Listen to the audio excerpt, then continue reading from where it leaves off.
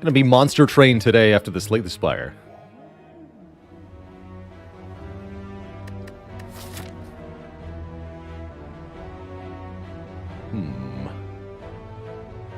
Nice shop placement. Oh, there's an... Ah, here's a path. Huh. Yes. Ooh, I like that quite a lot. Teeny random rare, 3 random potions, take damage to choose a rare, or do the boss swap. Boss swap defect. Something we haven't done in a while. I think one of the more powerful ways to play defect. No early elite gives more leeway to boss swapping too. Let's do it. Let's give up our cracked core and get a random boss relic instead, that being the Philosopher's Stone. So we now have more energy per turn, but all enemies have additional strength.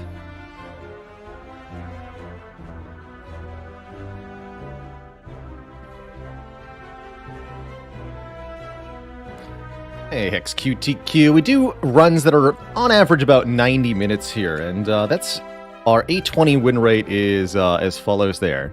That's an up and running total over since the beginning of 2022, the data log there. Our 820 heart win rates, which I'm very proud of, for above 50% on all characters. Jay Gilman, thanks for the Prime sub. Welcome to the Cozy Sub Club.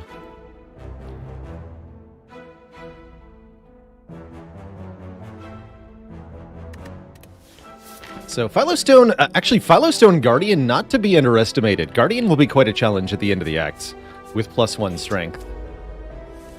And a bunch of other regular enemies could also give us some trouble. But simply having 1 more energy to use each turn is going to really mitigate the problems, by and large. For example, letting us play Strike, Strike, Defend, Defend turn 1. Pretty good.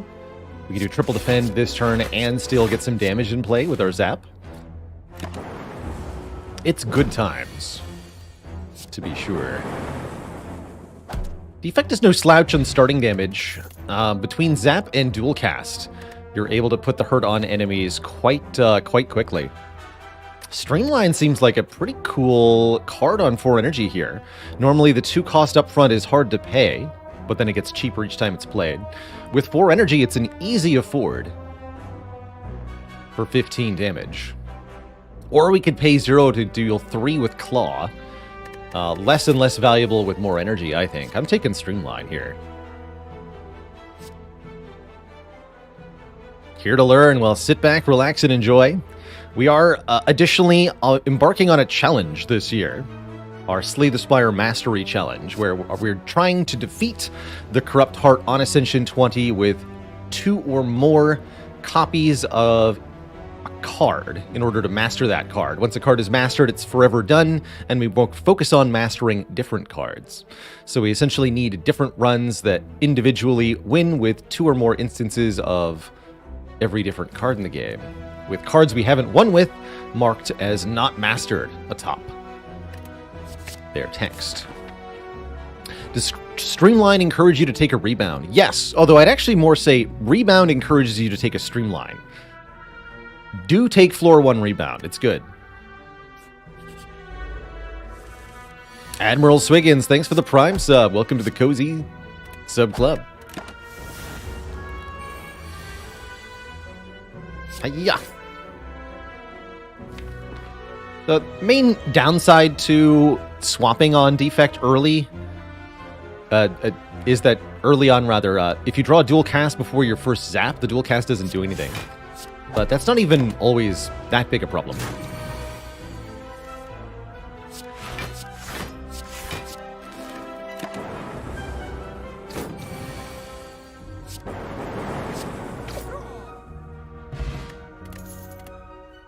Second Claw.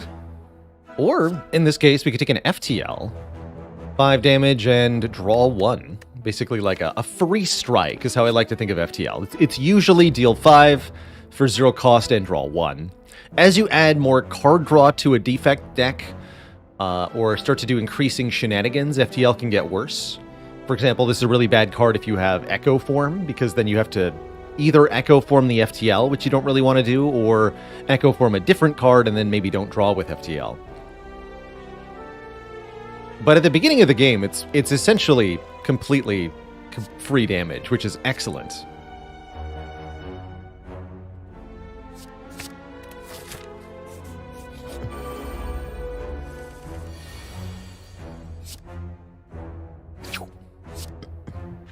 Being able to one-hit a louse, very nice here. Still losing health here and there. We're going to bleed health occasionally because of Philosopher's Stone. It's just inevitable.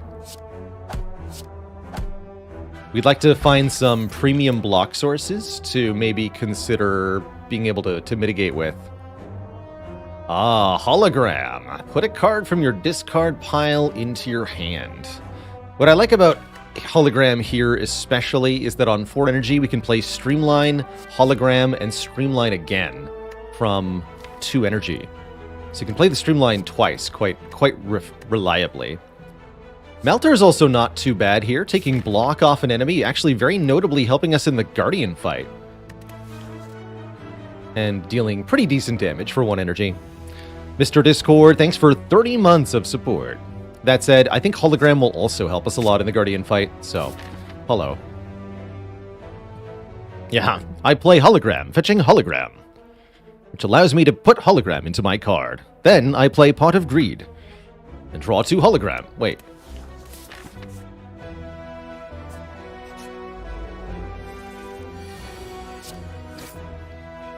Oof.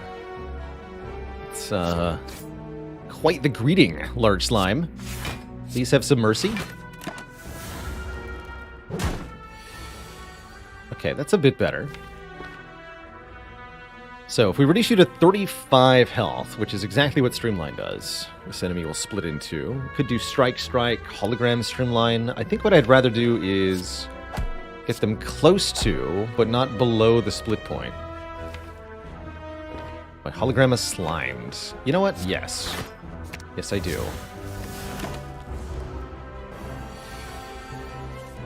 Just like Slime Boss, we try to get as low health as on this turn as possible, which turned out to be all the way down. Good fight.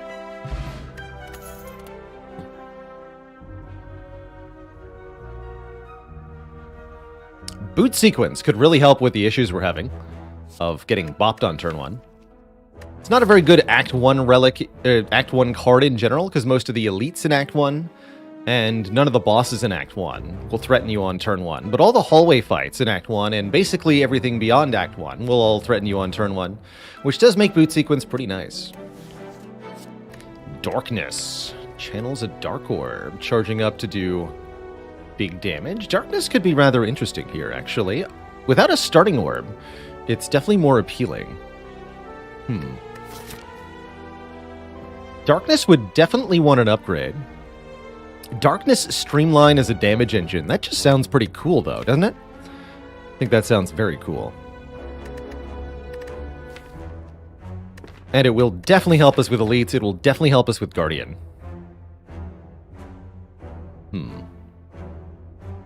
So maybe we don't upgrade Streamline. What does Darkness have to do with Streamline? Both are damage sources, and they're going to complement each other because they do damage in different ways.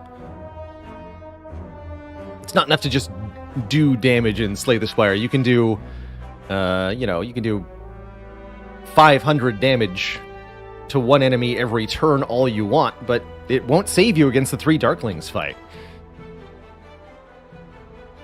You have to be able to do damage to different enemies, oftentimes multiple enemies on the same turn. And that's where Streamline comes in as a way to do things like kill gremlins for us while we charge up a Dark Orb.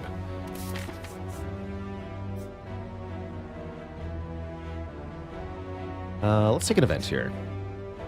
Upgrade 2 at random to lose 21 health. I was just thinking I don't have enough upgrades for all the stuff I want. What do you got? Streamline and Strike. What is savings? Alright, let's upgrade the hologram, too. If you have Dark Orbs, does that discourage taking Frost Orbs? It can. I will say that it's often... You have to choose one of either use your orb slots for damage or use your orb slots for defense. If you try to do both at the same time, you'll fail at both. Ouch.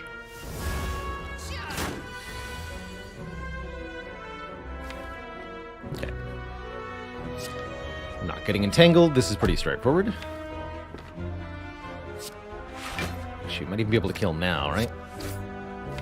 Streamline, that's fine. Okay, not too bad. Just took 10 damage. We'll be resting at the next fire, I think. Stinky Slaver Man. Algorithm. There's a way to start blocking. Although Algorithm is pretty bad in the short term here. Permanently increases its block quantity every time we play it. And that seems pretty important. It's also easier to get in play early here because of our additional energy. Is that why I don't pick Rainbow? I actually do pick Rainbow. Maybe not all that often, but I think Rainbow is pretty good. It's a Swiss Army card. It's always something that you want, but never a lot of it. But the fact that it's just broadly useful is quite nice. And we haven't mastered Algorithm yet. All the more reason to pick it up here. Yeah, we need to sleep if we're going to take on 2 elites, and we are. We certainly are. With our upgraded hologram and upgraded streamline, these elites shouldn't be too bad. One is hoping. Oh. Game changer. Ice Cream says, energy is now preserved betwixt turns.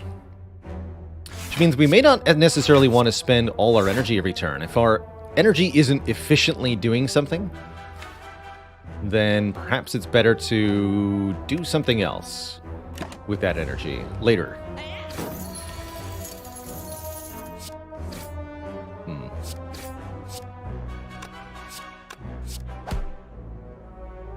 Could have killed, although I wouldn't have been able to play Algorithm had I played that strike.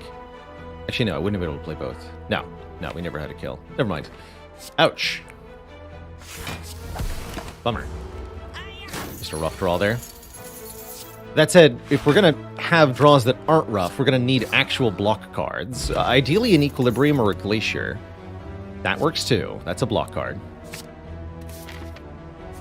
Self-Repair. Instead of preventing damage, just face tank it and then heal it back. That's the defect way. Alright, Dark Orb can charge up while this egg peacefully sleeps. I'm even allowed to play this Lightning Orb, and I should.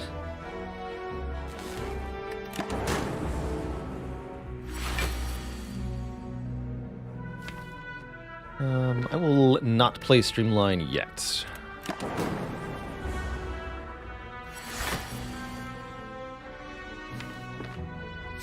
Alright. We've also now saved up a lot of energy, so we can do quite a bit.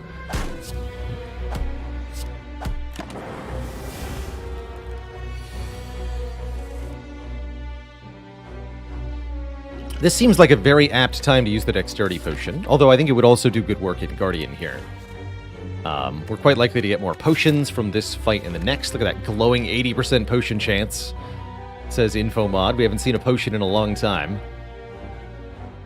Walrus13, thanks for the Prime sub. Welcome to the Cozy Sub Club. Let's go defend, hologram, defend, dual cast, strike. I'm going to play this one too. Just do as much as we can.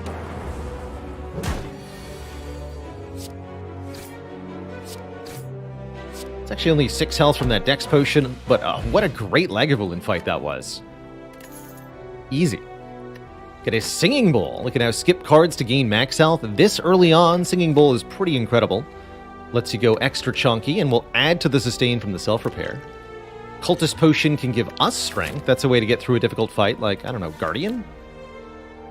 And Buffer is here, which we still haven't mastered. Prevent the next time you would lose health, all the better when the enemies have bonus health, bonus strength, excuse me.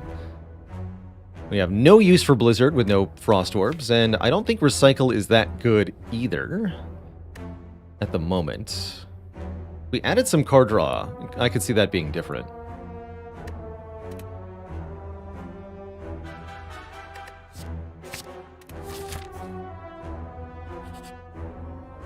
transform a card. Okay. Let's get rid of Zap.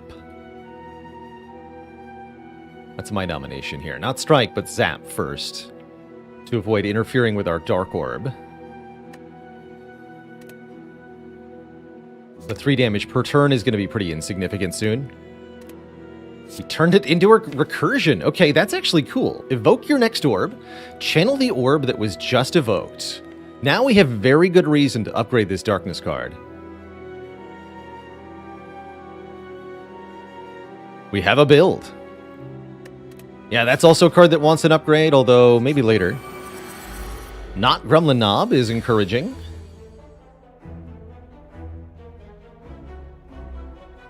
Definitely.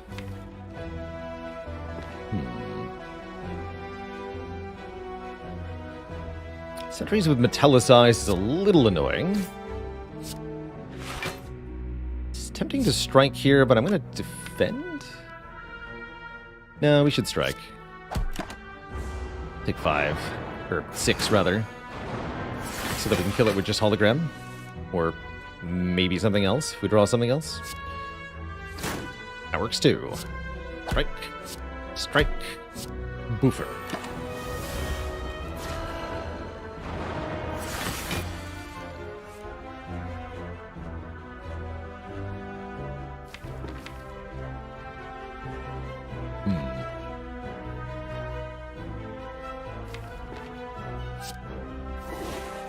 Take this. Get back, I guess, Streamline. Skip the self-repair for the moment.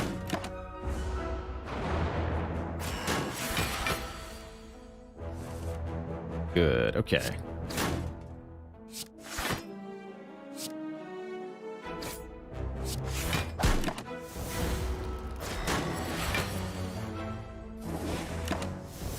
And now dual cast kills when we draw it. Nice draw on the defense, too. We're lucky we get to self-repair, then dual cast.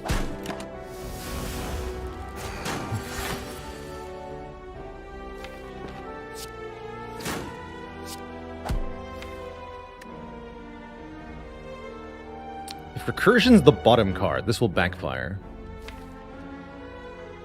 But even in the worst case scenario, I only lose 3 health. And 80% of the time, I'll gain 7 health. So mathematically, this is worth it. Because it's about 80% chance to gain 7, 20% chance to lose 3, right? Definitely worth it.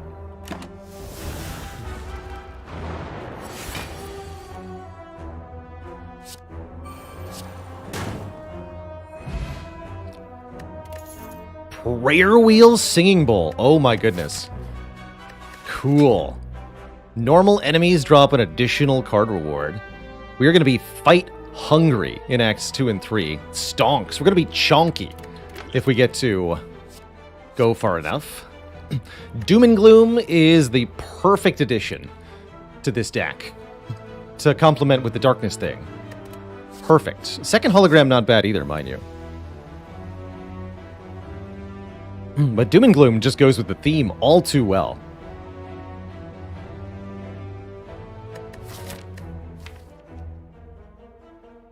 And we have a shop coming up. Yeah.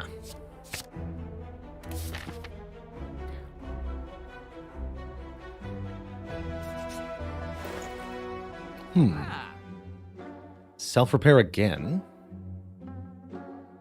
Relic Capacitor. More orb slots. Not that good with Dark Orbs, unfortunately. Could take plus strength, but is it particularly impactful? I really don't think so. That said, you really shouldn't underestimate it. It is useful. Blind is something we could potentially take here. Weakening enemies is definitely more impactful because of our additional strength they have.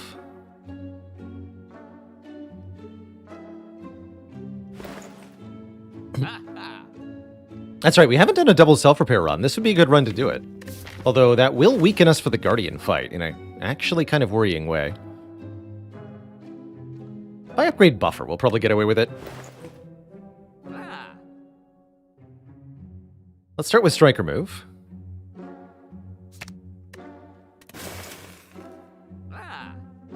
Purchase Self-Repair. Can't buy blinds. Okay, let's try to get double Self-Repair here. That's fun.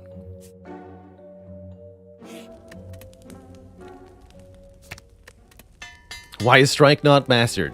Because defect.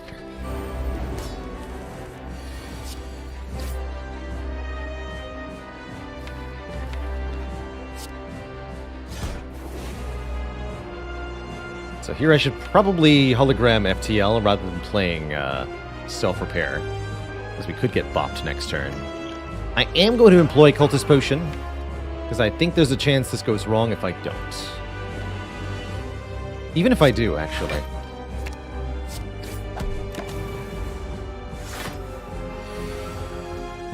Ah, yes, like so.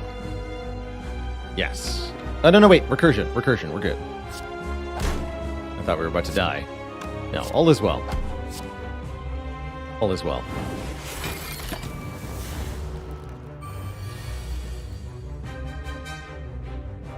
Pretty lame time to play Buffer, huh?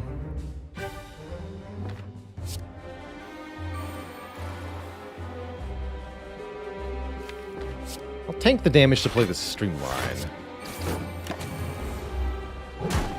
For the first time. That's a better time to play Buffer.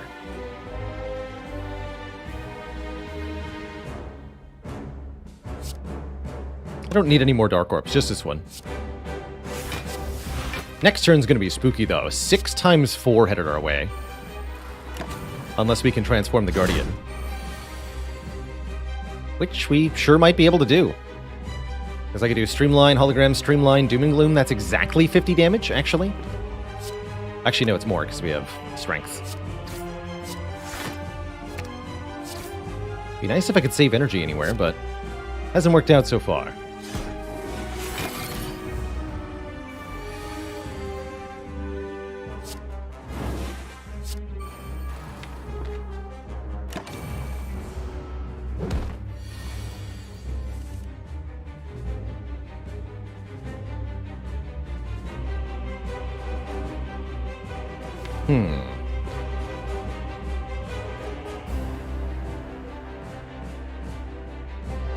Interesting turn.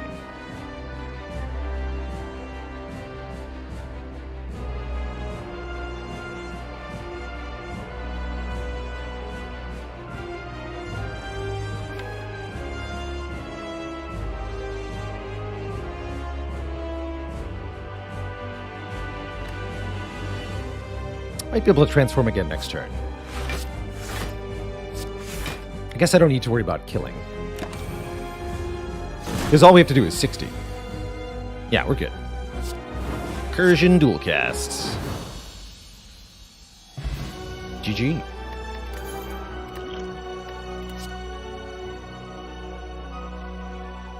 Kind of odd rare cards here. This is not the situation where I like Bias Cognition. I like it a lot more with Frost and Lightning, since you get the benefit immediately.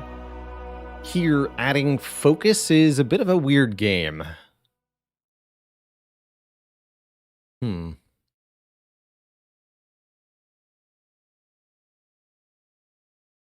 Meteor Strike could open up Snecko Eye as a really powerful option. Very abusable card in general. That's for dang sure. We have Ice Cream. Hold on. Meteor Strike Ice Cream. What the heck am I talking about? We click this. Meteor Strike Ice Cream is so broken. And I'm hoping we get Nuclear Battery. Easy. At the start of each combat, channel 1 Plasma Orb. That's 1 energy per turn, and then when evoked, an additional 2 energy, which we get to keep with the Ice Cream. Nice. Other option, Busted Crown. Pro tip, do not take a Busted Crown in this situation. With Prayer Wheel, we're getting... Although Prayer Wheel Singing Bowl is actually a fun combo with Busted Crown. I like to look at this as an extra downside. With Busted Crown, after each combat, you're seeing 2 fewer cards. You might think that with Prayer Wheel, you're getting to look at more cards, so it's less of a downside, but you're, instead of looking at 6, you're now looking at 2, whereas before you were looking at 1 instead of 3, so you're actually being double penalized if you have the Prayer Wheel and the Busted Crown. But why would I take any relic with a downside? With a nuclear battery, Ice Cream is essentially no downside. Normally, the risk of the nuclear battery is that once you evoke that plasma orb, you get a sudden burst of energy, but then it's gone. You don't get to keep having 1 energy per turn. With Ice Cream, it's no longer nearly as relevant, because that one-time burst of energy is something you can distribute across your turns. So, we're in an awesome position now, Twitch chat. We have Prayer Wheel, Singing Bowl, Genetic Algorithm, and 2 self-repairs. All of this means is that it is by far more favorable for us to take combats than events. We want to take as many fights as we can, because each one is permanent bonuses and healing. So normally I like to take events in Act 2, especially early, because I don't feel like I'm strong enough for the hallway fights. Here we just want to go as many combats as possible. Ideally, no events at all. Here's a pretty decent looking path that does something like that.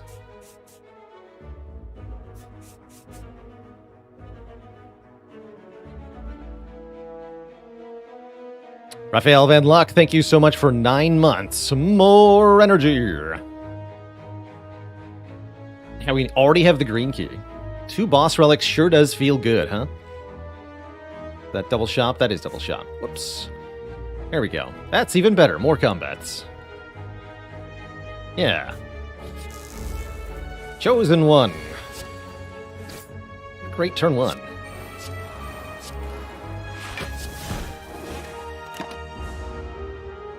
Don't mind me, I'm just going to heal 14. Wow, it feels unfair that I'm still allowed to see enemy intents with all this energy. Last run was something.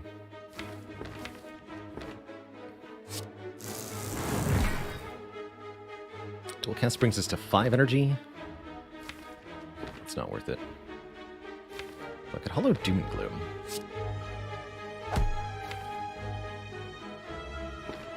I need to do some damage.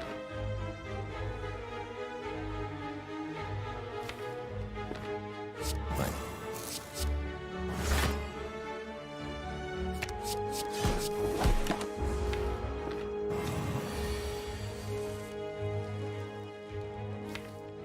Okay. Still healing 14, so I'm not perturbed.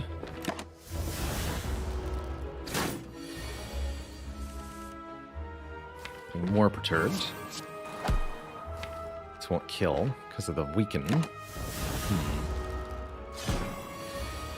But buffer. Buffer saves the day. Boy, does it ever. Wow. I'm actually really glad this isn't the ×2 attack.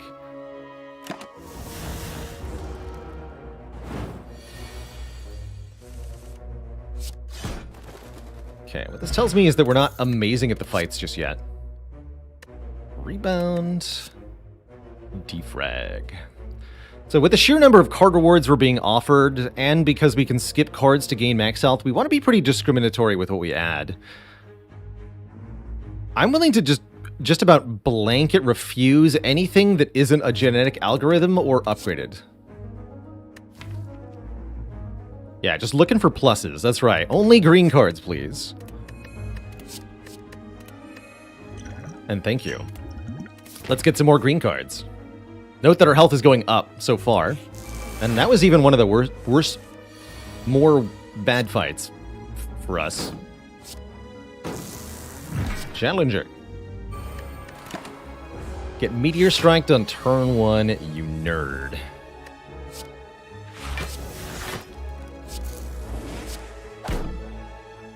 Oh, note one of the problems here. Energy that we can't use is not actually helpful. This deck would really appreciate an X-cost card or some card draw. Because otherwise, what do we even have? want to be able to recursion that dark orbs. Let's get rid of these plasmas now. No point in playing that. Thanks, Buffer. Good job, Buffer. You did it.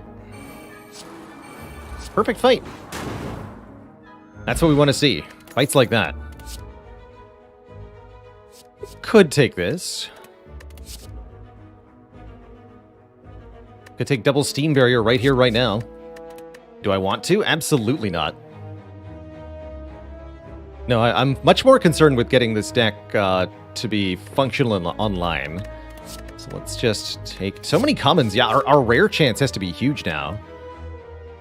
Yeah, it says we're at 48.5% chance to find a rare card in the next regular combat.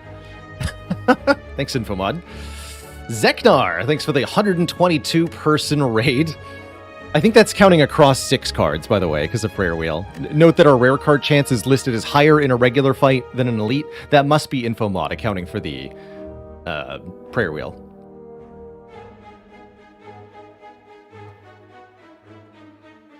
If y'all not heard of Zeknar, Zeknar is an amazing Slay the Spire player, one of the best.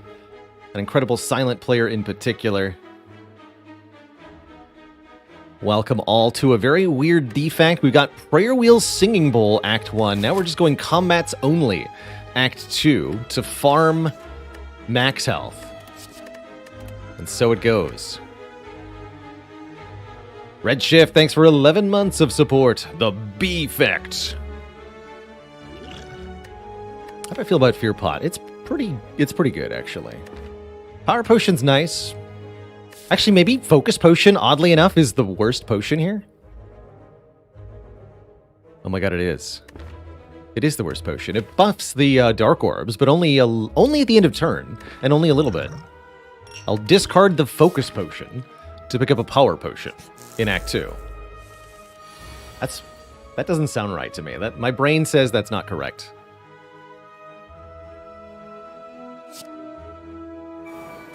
Do I want to keep the plasma in front? No, I want to Doom and Gloom, then Recursion. Don't play the defend. Bonk, bonk. First of all, how dare you? Never did get that darkness upgraded, huh? Bonk.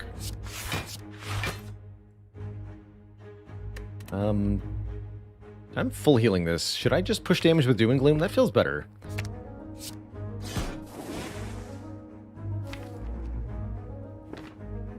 Dark Orb's gonna hit the Mystic. Alright, just do that then.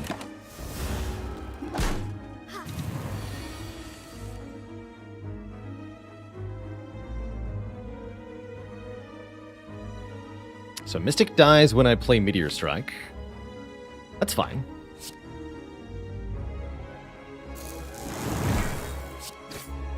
Actually, maybe I could have played Streamline first and that would have gone differently, but again, this is mostly fine. With Genetic Algorithm next turn, we can full block whatever nonsense this is.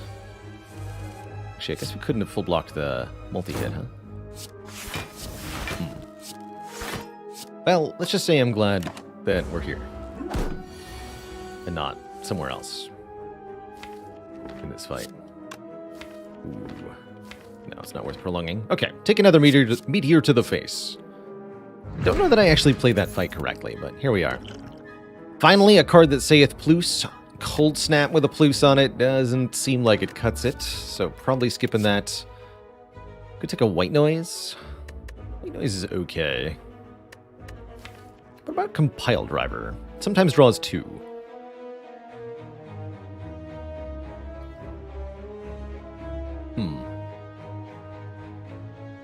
Could have hollowed another self-repair. It was in the draw pile, not the discard pile.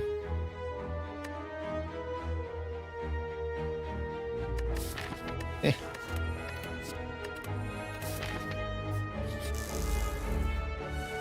Yeah, this much energy is in desperate need of more card draw, that's for sure.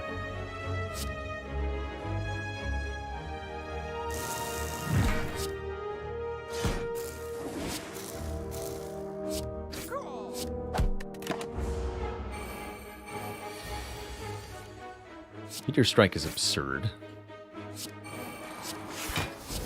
Just crazy good card.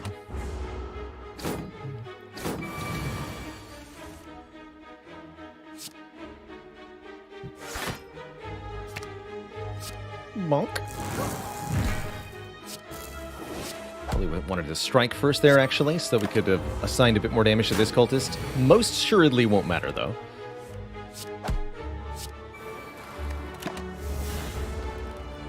Most assuredly. Bonk.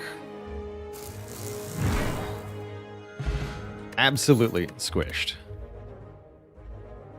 I don't think this deck wants a static discharge, although Ice Cream is one of the rare situations where plasma orbs and static discharge are okay together. All for one. And a rebound plus. Okay, rebound plus I can actually get behind. Decent damage. Let's just put a card back on top. Once we start adding card draw, a rebound's going to be really good. Very useful for rebounding hologram, rebounding meteor strike, you name it. Rewards have been kind of bad so far. I don't know what you're talking about. We've gotten 14 max health. That's excellent rewards.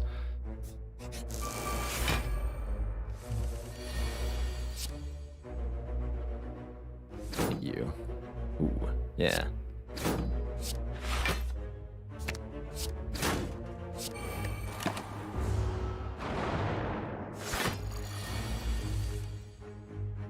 Hmm.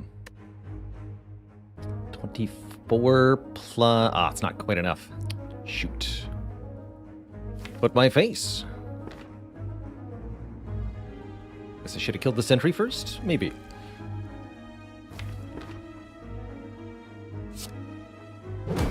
Also, I can't rebound Meteor Strike. That's right. Good talk.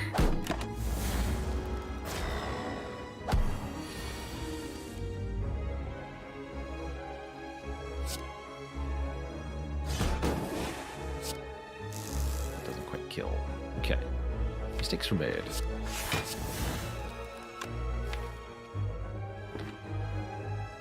Yeah, mistakes were made.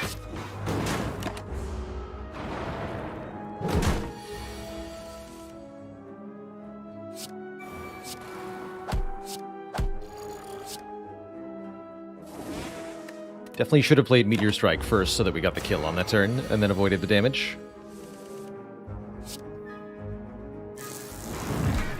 Probably would benefit from slowing down a little bit here. Not a bad barrage. Second Recursion. Not without card draw, I gotta say. And again, not without a plus on it. So, probably just 2 max again. Wait, what's our rare chance? We already saw a rare... I don't remember what it was. Could have had so many claws, but... Again, without card draw, the claws would be losing too. Oh yeah, the all for one, that's right. I think I'll take Power Potion over Regen Potion. Regen Potion only heals damage after I've taken it. I have to survive the damage first. Power Potion helps me survive the damage in the first place. This is one of the rare situations where it could theoretically be more beneficial to take a regular combat than an elite because of the added card reward, but I think we like elite fights just fine. Yeah, can I exchange this rare card for a Skim, please? Please and thank you. Alright, what are we upgrading here? Darkness, Meteor Strike, Doom and Gloom would be my nominations. Doom and Gloom for 4 extra damage to all. Makes it a better hologram target in particular. Meteor Strike does more damage to 1 target. Darkness helps us charge up a Dark War. We're most worried about Slavers and Gremlin Leader, and I guess the Doom and Gloom upgrade really helps with that. Yeah, we need to be able to answer Slavers in particular if we want this to go well. And we need to do this too. Alright, I will rebound FTL.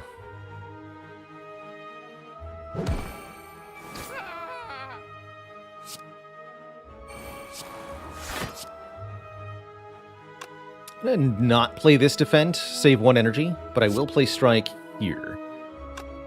I think I will also use the Power Potion here. I think we need some additional assistance in this fight, and Echo Form will certainly qualify. Good talk. Oh good, we didn't get attacked. How would you like to have double Meteor Strike to the face? small gremlin friend. Could try to double this self-repair. I'm not going to, though. Again, because this fight is terrifying. Yeah, exactly. We can double genetic algorithm, though, and then now we're cooking. Although, do I need to double hologram? No, because I can't even get Doom and Gloom. We have to double Doom and Gloom next turn. Bummer. Good news is, we get to double Doom and Gloom next turn. Which will kill both gremlins, huh? Although I'll be super duper weakened for 2 turns if I don't I could just murder the gremlins now. Let's do that. Get your stupid status effects out of here. Actually better to hologram Meteor Strike, because it would have given me more energy, but with nothing to spend the energy on, it sure don't matter.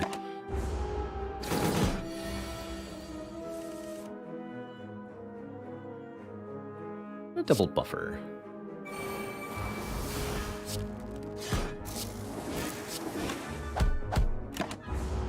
Deck would really like an Unceasing Top.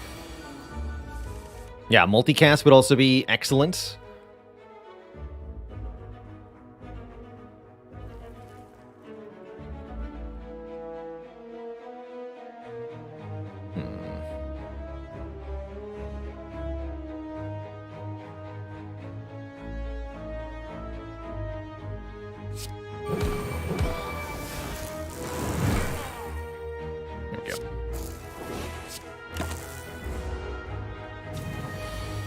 Strike back on top to be rebounded, to be duped again. Okay, nice and smooth fight.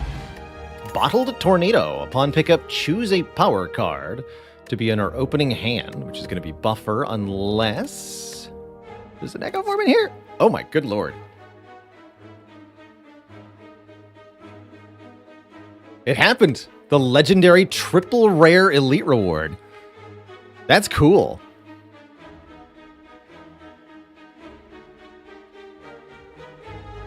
So golden. I haven't seen this happen in a very long time. Odds for this are extremely low, generally speaking. Because your rare chance resets, the cards are generated one at a time. And your rare chance resets when you see the first rare in an elite reward. So it's quite common to see 1, sometimes 2 rares from an elite, but 3 is very, very unlikely. Because the first card used our rare chance, which was for an individual card, maybe, I don't know, 10%, let's say. And then the base rare chance for an elite is just 5%. So it's whatever our original rare chance is times 0.05 times 0.05. Or is it actually 3%? No, I don't remember. I could have sworn it was 5.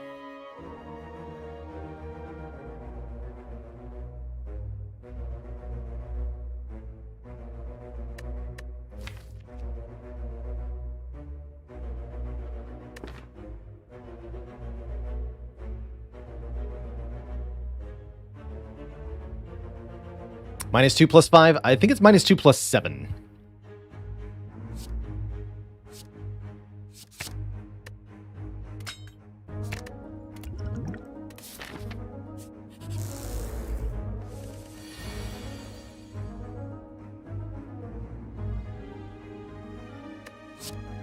My understanding, anyway. Not taking that creative AI. No, not when I could have a Seek.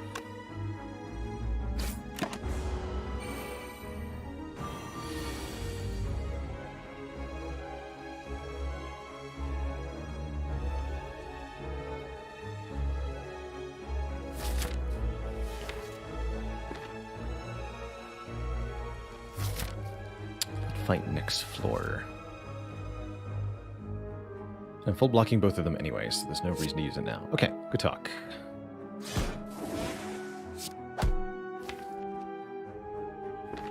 Should probably play this.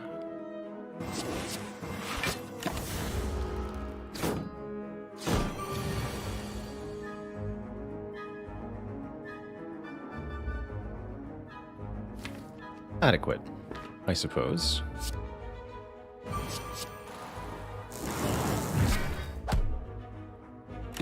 maybe saved one of our buffer charges. That might have been a good idea.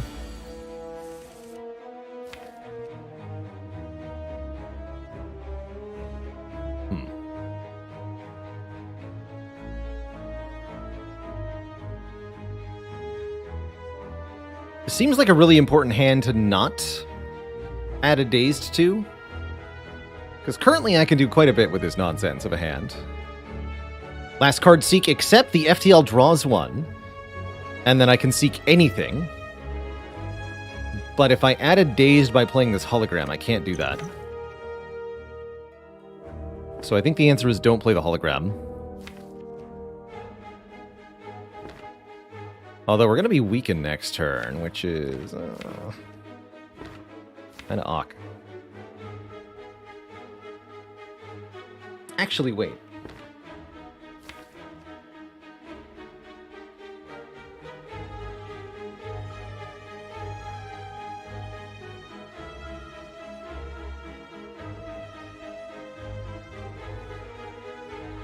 How much damage can I do next turn?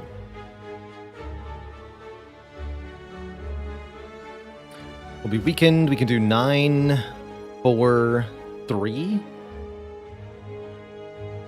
Let's assume we can rebound the strike. 20. I can't do 27 with hologram, can I? No, I can only do 24 because I didn't upgrade Meteor Strike. Okay, yeah, just end turn.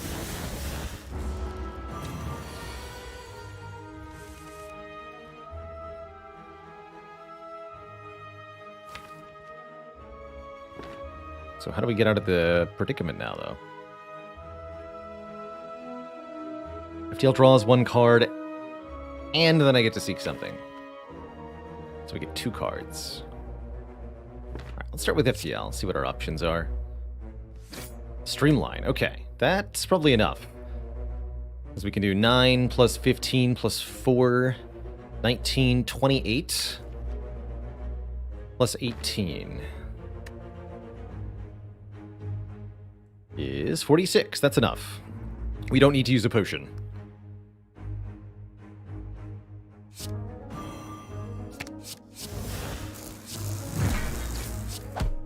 Good.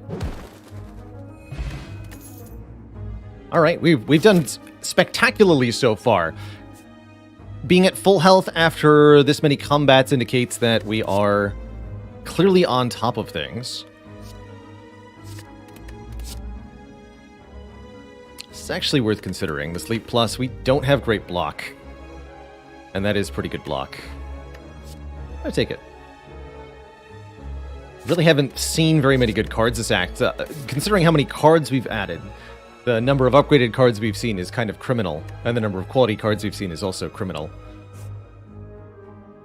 Authorities arrest this spire. More Calcum? It's definitely got some use, but not much. Would I take reprograms in this deck? No. No, well, maybe I should. The Dark Orbs make me not want to, but maybe I should. We should also maybe consider not skipping Cool-Headeds anymore. I would definitely take upgraded Cool-Headed. Hey there, Bending Time. Do I still play Poker Quest? I have not gone back to Poker Quest. Is that in early access? Can't remember, actually.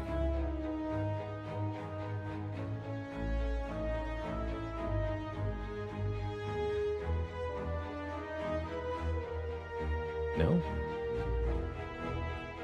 Yeah, I really liked it conceptually, but it felt so... It's such a particular flavor.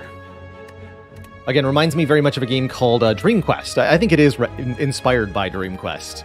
And just like Dream Quest, it's extremely rough around the edges. Which makes it a little hard to enjoy, especially for longer play sessions.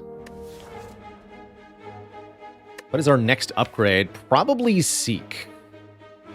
Would be my guess. We don't want any energy upgrades at the moment because we have more energy than we can shake a stick at.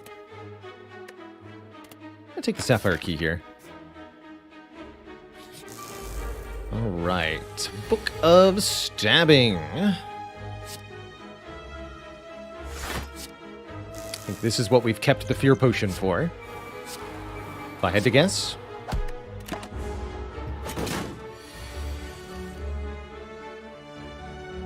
Could we have buffer for next turn? Do I dual cast this plasma? Definitely.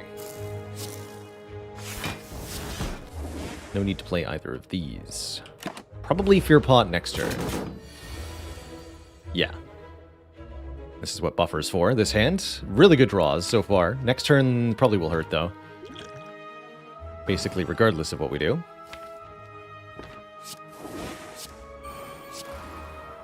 But that's what the self-repairs are for. Boop.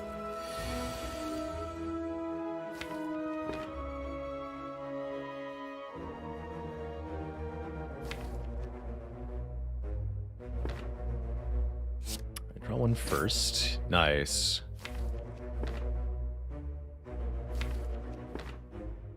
So you're telling me I can do...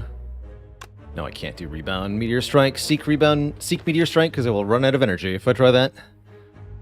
I can Seek Hologram, get Leap.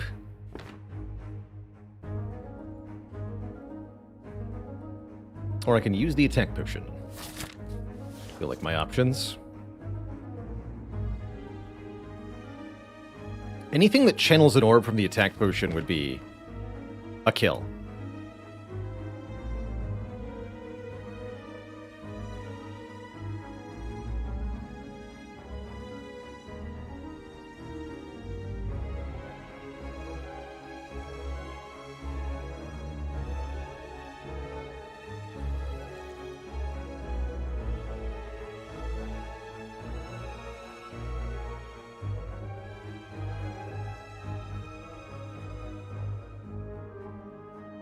Yeah, imagine 10 energy being one short, right?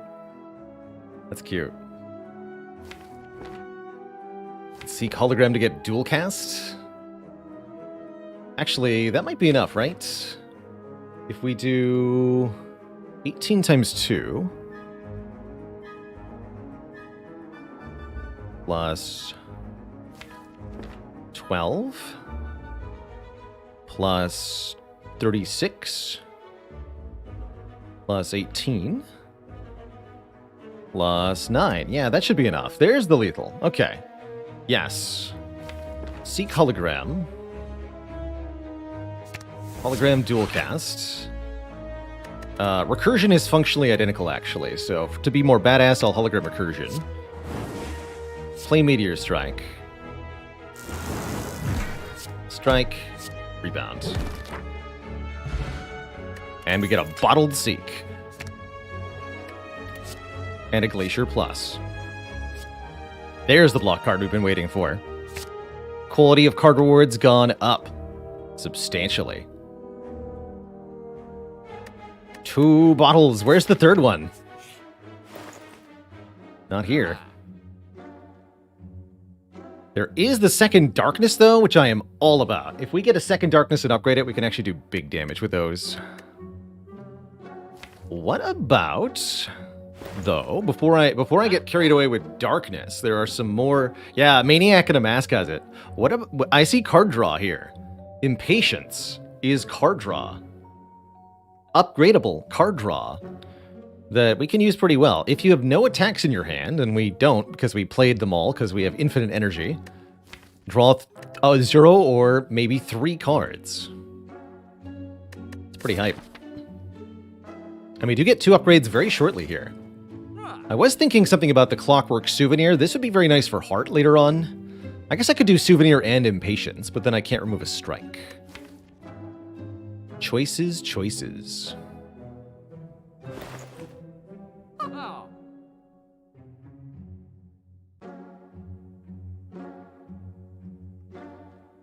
much does Bottled Buffer weigh into my decision about Clockwork Souvenir or not? If I find an equilibrium, it's kind of the freest thing ever. Yes, if I find an equilibrium at any point during this run, we guaranteed buffer the 67 from Heart. No matter what the attack order is. Okay, so yes, we don't care about this. Neat. And yeah, and we can get the Darkness, which we will. I think that's a really cool shop.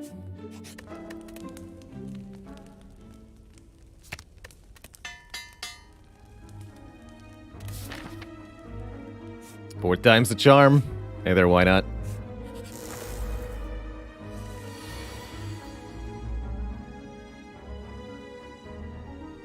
Yes. Wait, you're attacking for real numbers, though. You can't do that. Illegal.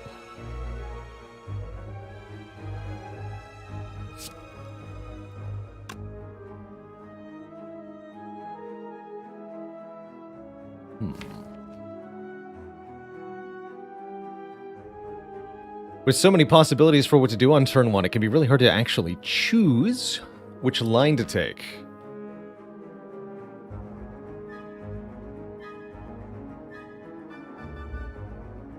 I'd like a line that gets the buffer in play and gets the bird out of the air, which makes me want to seek for FTL. And...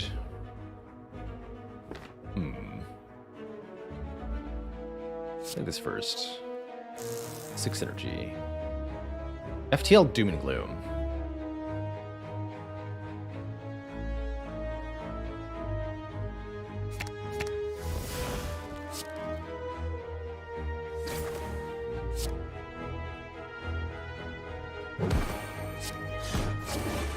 Yeah.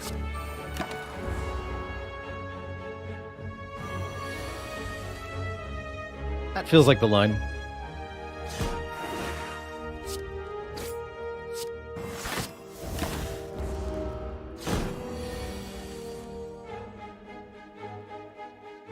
You show him impatience. That's right. And don't you forget it. Really want these darknesses upgraded, though. Yesterday. They really have to be the next upgrade. I think maybe before the impatience is? Dang it. So many upgrades I need.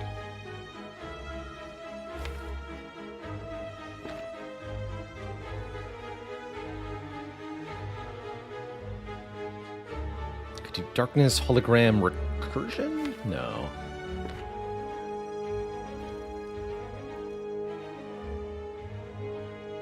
Do quite a lot of damage here. We can evoke both of these orbs for 30, which means we need 24 more to kill. I can't do 24 more. Until I draw Meteor Strike. Okay, so we just want to be efficient then.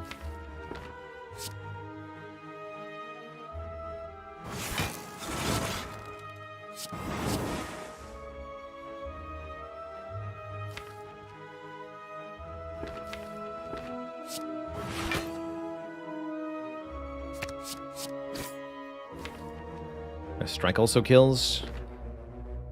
And I have 2 buffers, so we're fine for a while. No need to play the self-repair since we're at full health.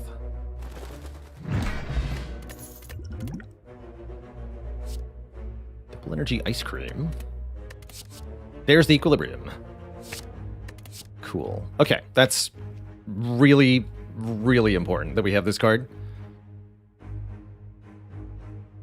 To explain my logic for why it's so important, it's all about the heart fight. Picture we're on floor 56, or 55, whatever, fighting the hearts. Turn 1, we have Seek in our hand, and Buffer in our hand. We want to use the Buffer to block 67, but it happens either on turn 2, or it happens on turn 3 after we get attacked for 4x15. If I play the buffer turn 1, I have to block the 4x15 if it happens on turn 2. That's almost impossible.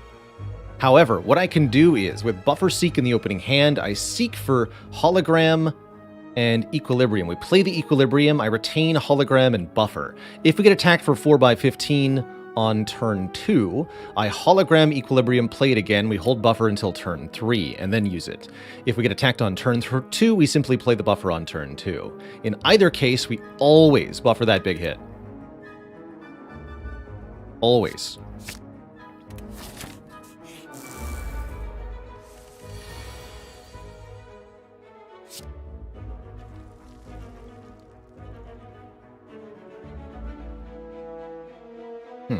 Does this work? No, we're 1 short again. Dang it.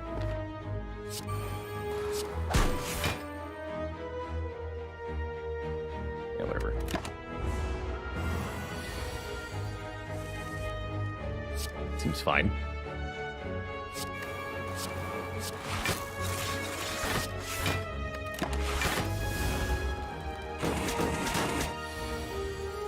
Normally 9x3 attacking Snake Plant, very scary. Here, really not intimidated, quite frankly. Well, maybe on this turn.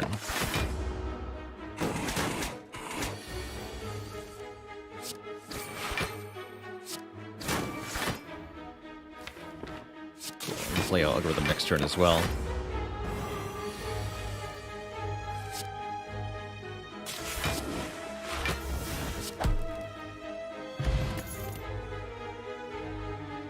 This, again, I got important upgrades that I don't have. So no and no. So Hologram and Cool-Headed. 24 max health from Singing Bull so far. That's absurd. We're already at almost 100 max HP. And it's only the end of Act 2. That's pretty ridiculous. Alright, our boss is going to be Bronze Automaton, which is definitely going to test our ability to scale up our damage. In order to make that work, I'm going to upgrade one of our Darkness cards. That means when we play that copy of Darkness, we also activate all of the Darkness cards that the deck that are already in play. So we want to seek... So for example, to get superpowered Dark Orbs real fast, we want to go... Let's just go Darkness Plus and Rebound here.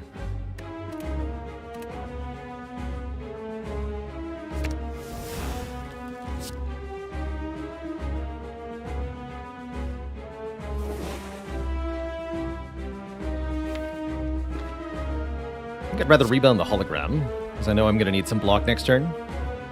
So Rebound Hologram. Hologram Darkness Plus, play Darkness Plus. Don't play Buffer yet. Don't play Strike yet. Don't play Strike yet.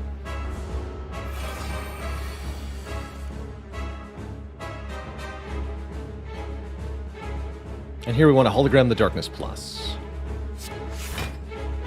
So that'll charge all 3 Dark Orbs by 6 here.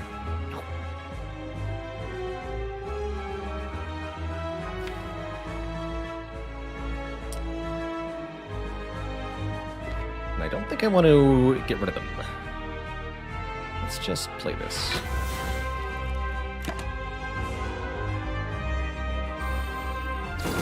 So, these orbs always take the rarest cards in your draw pile, therefore Meteor Strike disappearing was inevitable.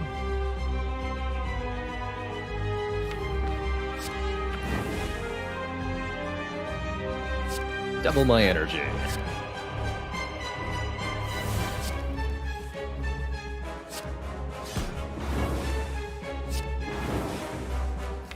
Alright.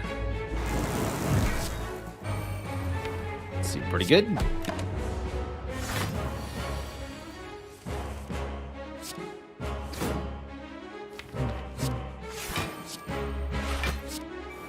That.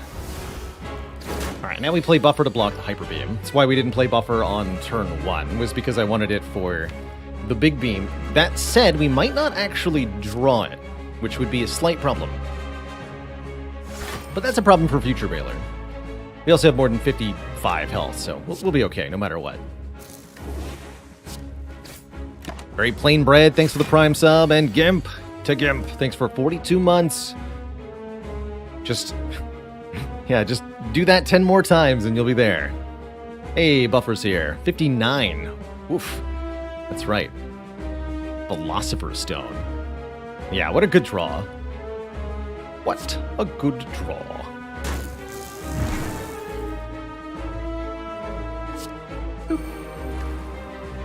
So we Hollow Meteor Strikes or Genuinely Darkness Plus? I think Genuinely Darkness Plus is more damage than Meteor Strike. At this time. No reason to play these.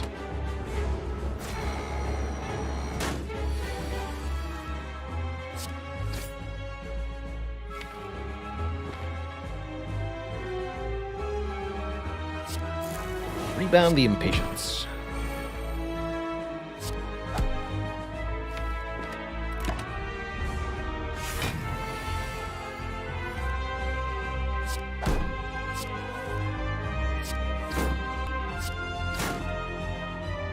Recursion this. Channel some orbs.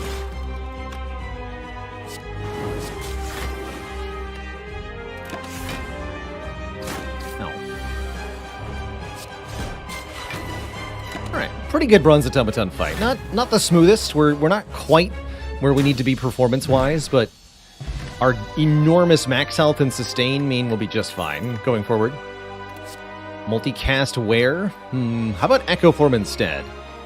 Or a second Meteor Strike? I mean, we have Bottled Seek, so Echo Form seems ludicrous, right? Because we can always play this on turn 1.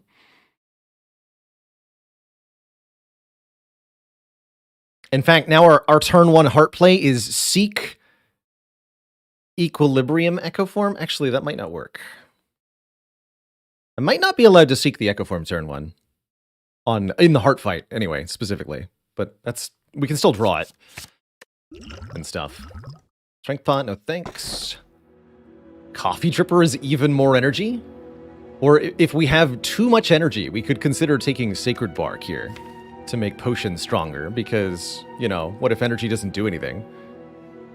But I think energy does do something still. The more the merrier.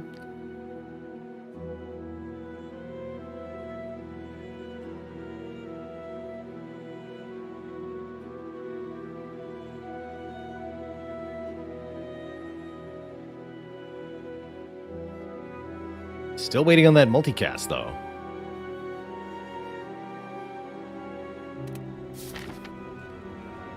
It's basically free. Okay, elites and actually rest sites. We want to upgrade. And I see we can get a reasonable number of both. Here.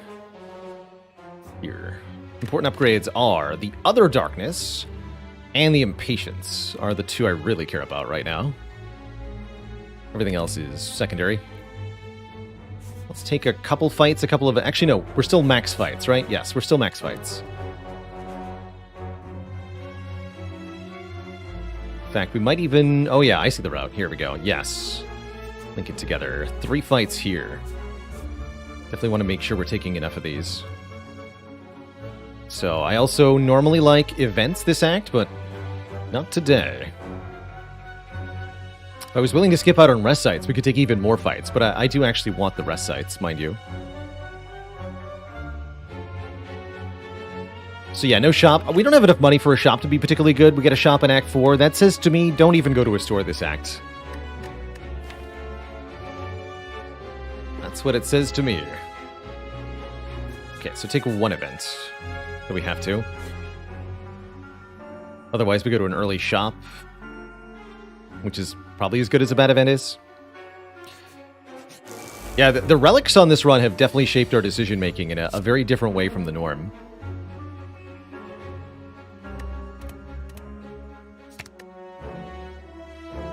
Yeah, the Echo Form with the genetic is particularly good. Particularly. You know what? Do this. Oh, because we can seek Echo Form Equilibrium. That sets us up for double buffer on just about any combat. As long as we're being threatened for less than 13 turn 1, we can double buffer on turn 2 every time. That's pretty sweet.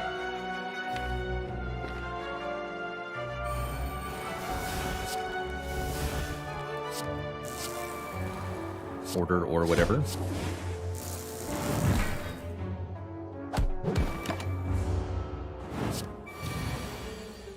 Just looking to double my genetic algorithm now.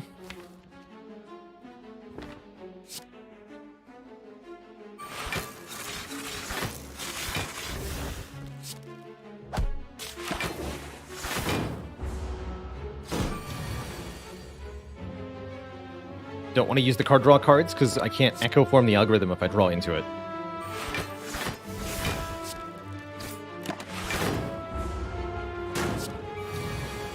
There it is.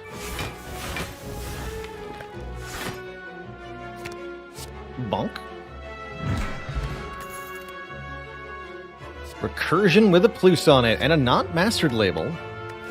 Definitely interesting here, but where are the skims at? Pile Driver. Altariel, thanks for 2 months. Like in the slice and dice, but it's brutal sometimes. It sure is. I think hard is actually a really, really nice balance difficulty-wise. If you're feeling like anything above that is too tough. But if you're finding the base game difficult enough on its own, well, that too is normal. Compuldiver equals Skim minus? Yeah, at best. We often only have 1 orb type too, which is not great. I wonder if Static Discharge is good. Be funny.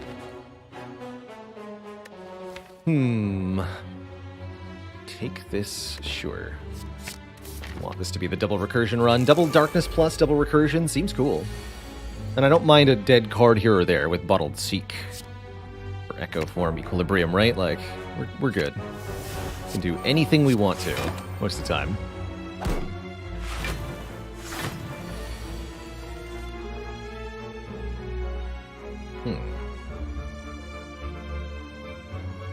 Ouch.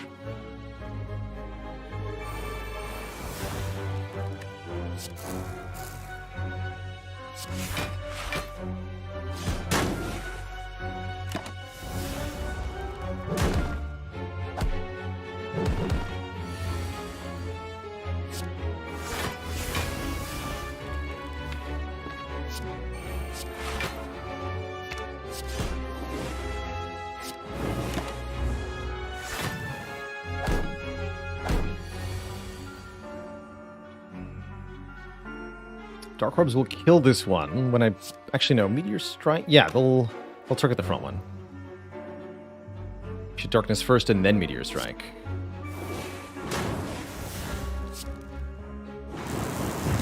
Yeah.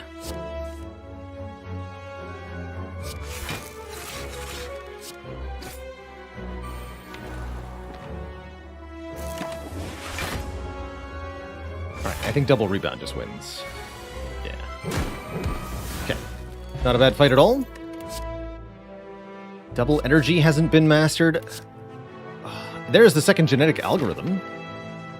And we do have time to level this up. Because we have Bottled Seek Echo Form, we can play this consistently twice per combat and turn it into a gigantic block card. Let's do it. We can even level it up a couple times with the Blessing of the Forge. I don't think I'm taking this double energy. Not without card draw. We are at serious risk of getting very hosed if we don't get some card draw in here. Gotta say, if you're only going to take 1 event in Act 3, this is the one. We are not able to take any shops, so 999 gold is pretty abysmal. Upgrading all of our cards isn't that great either, because we really would like to be able to keep using these self-repairs. However, a free rare relic sounds pretty good.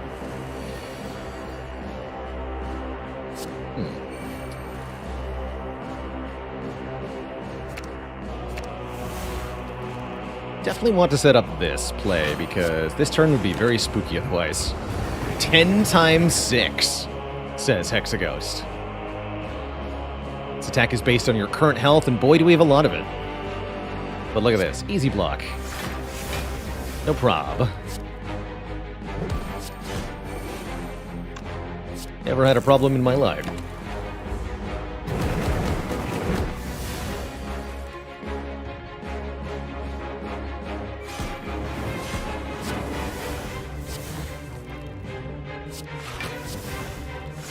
Oops. That's fine.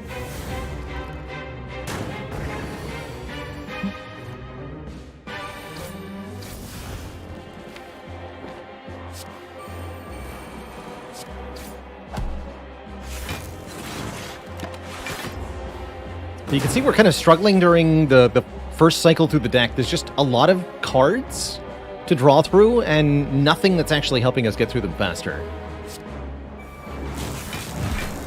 This is fine for fights like this, but once we get into boss fights or Giant Head or Reptomancer, we're going to be in trouble with this kind of output.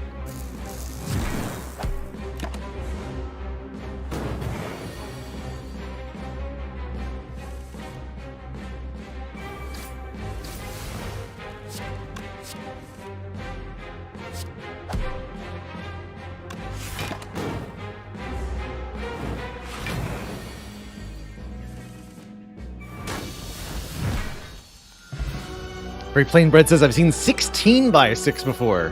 That's amazing. From Hexaghost. It's Banana Sam. Thanks for 9 months. Yeah, Feed Ironclad could really get some big numbers. We get a shovel, which is maybe not bad. And a third algorithm if we want it.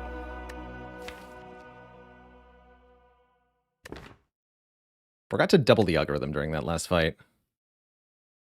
Definitely don't need to aggregate. I'll have to babysit all 3 of these algorithms, but that will help us a lot during what is going to be a bit of a struggle. Okay. Sure. Just please, give me a skim, for the love of God. 1 skim. 1 time.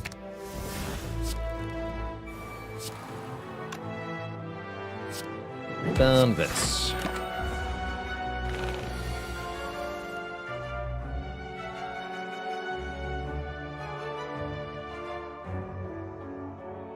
So how do we want this to go? Double algorithm, equilibrium 1 time.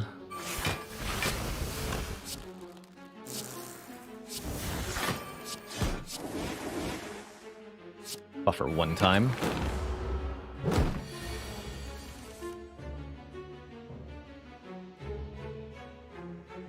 This is a good buffer turn. We only need to block 12. Let's double this one first.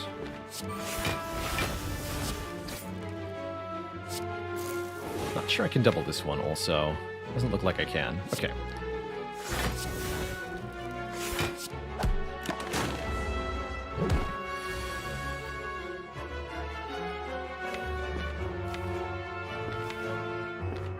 Let's go double meteor.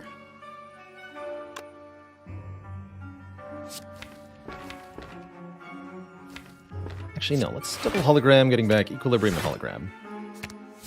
Plays a little bit slower here.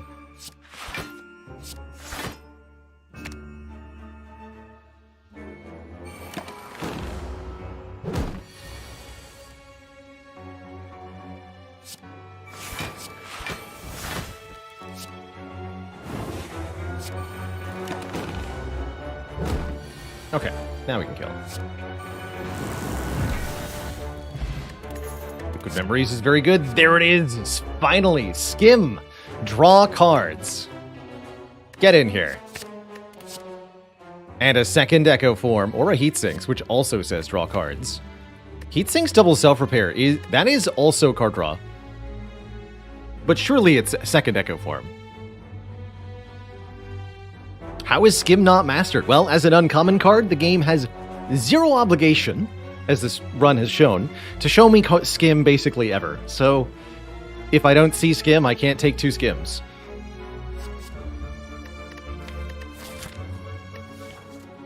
Man, that is a good Heatsinks, though.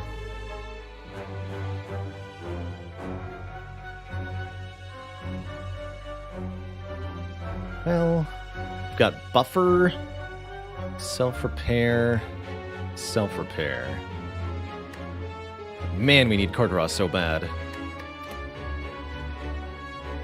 Yeah, Brain really can't compute. I am going to take the Heatsinks.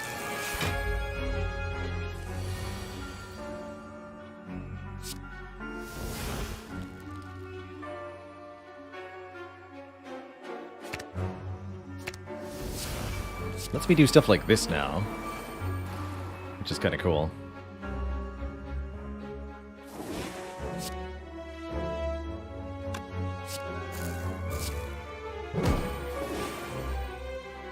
We should have killed you. Whatever.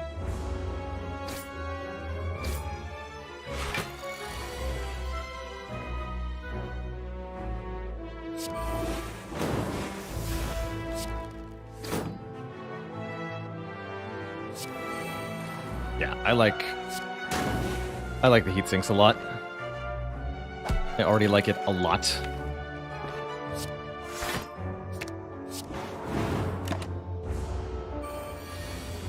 Alright, now we have a nice leisurely doubling of the algorithms against the Spiker while my Dark Orbs grow.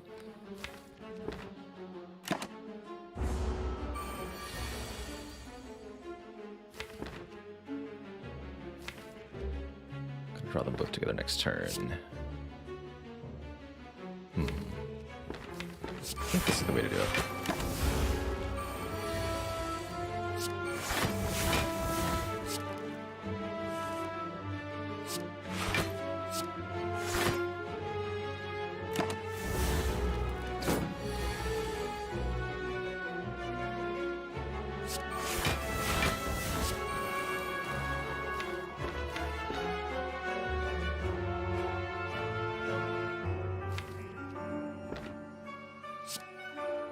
Play this one time. Seems fine. Cool-headed compositor. Nope. 103 health. That is many hit points.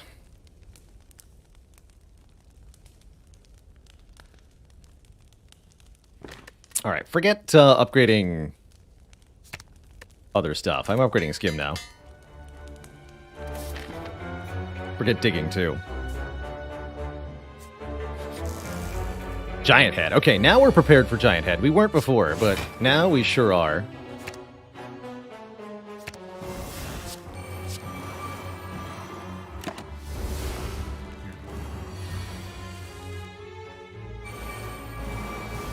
The card draw.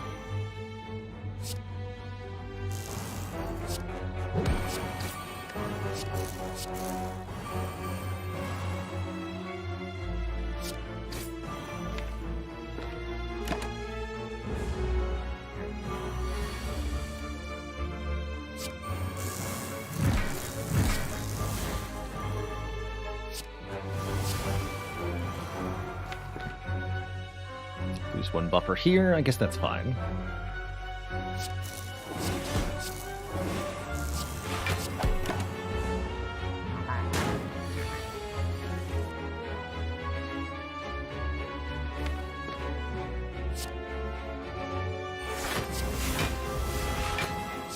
Perfect block. I'd love to see it. Here we go. Draw me some cards. That's what I like to see. Actually, that wasn't even that good.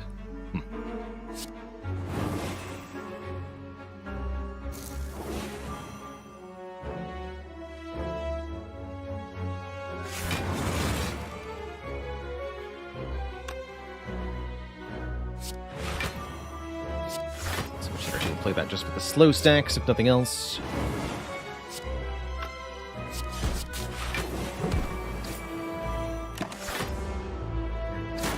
Lots of buffer charges left, so I'm in no hurry here.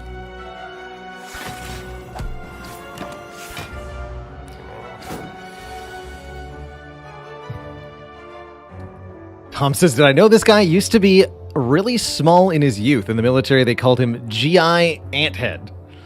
Oof. Oof.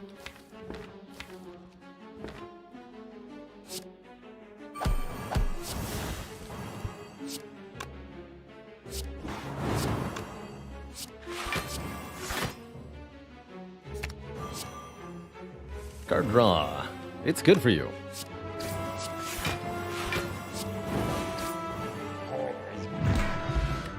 Emotion Chip. If we lose health during our turn, trigger the passive ability of all orbs at the start of the next turn. Very strong with both of our orb types here, quite frankly. Stack plus. Actually not bad.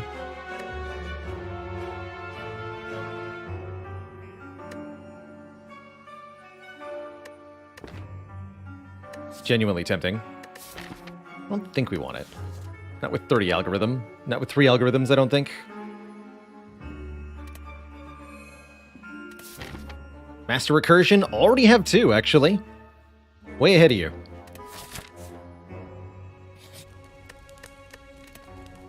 Let's recall now. How do you make sure your decks perform well with so many cards? Asks Sweet Daddy Jones. Card removals? Get rid of starter cards, as many as you can. Roll redundancy, have multiple cards that can do the same thing. For example, in this case, we've got lots of block options, multiple algorithms, multiple sources of Dark Orb, so that it's statistically far less likely that all of them are on the bottom, or that all of them are in the opening hand. And card manipulation, cards that allow you to draw cards, cards that allow you to put cards back on top, or otherwise change their order, cards that allow you to return cards to your hand. These sorts of things, especially on defects, really allow for some more performance, because you can either replay the important cards that are relevant to a particular fight, or just ensure that you have less bad draws by setting things up for yourself correctly. So, what do we want to do with this hand? Probably want to get Echo Form in play. We definitely want to kill at least one dagger as well.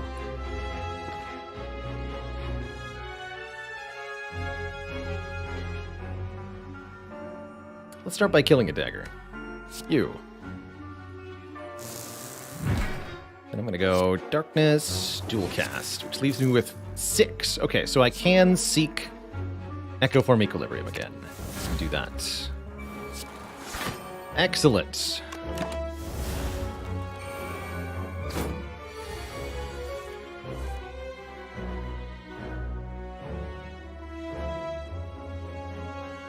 This seems like the turn for Liquid Memories.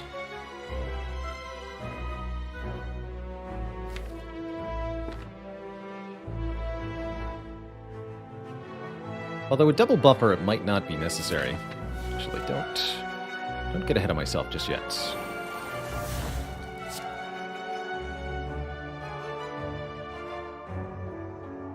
Actually, I think with buffer, let's kill this one instead, if we can. Can't quite. So we're blocking for how much? 10, 11, 12. It's 33.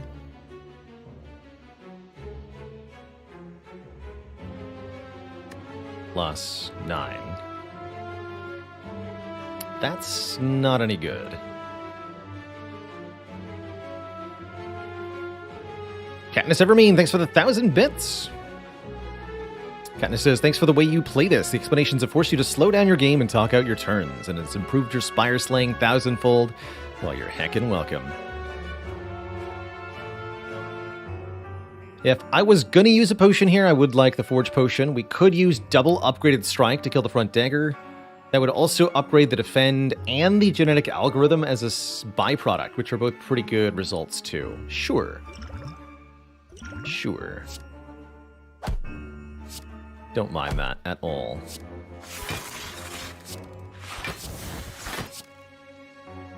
And then we even get to buffer... Actually, just this hit. Actually, that saves a lot of buffers. Ooh, that worked out nice. Good.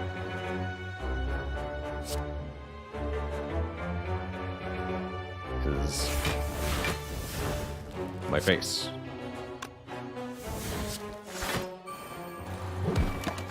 When daggers do the 25 attack, they also perish at the same time. So if you can block them, you don't need to kill them. Pro tip.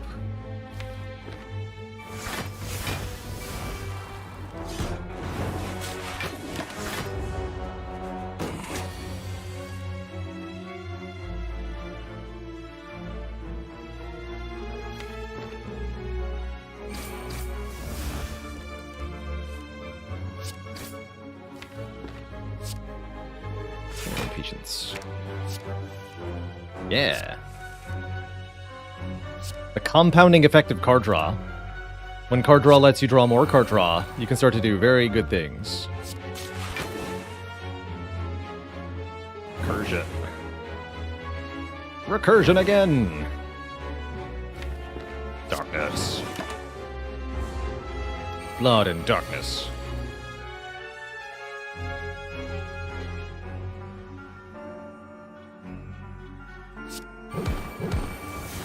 You have the lowest health. You are the target of the dark orbs, lady. Smooth Stone's great. +1 dexterity means all of our blocks block for just a little bit more. Probably last reasonable chance at a compile driver. I don't think we need it.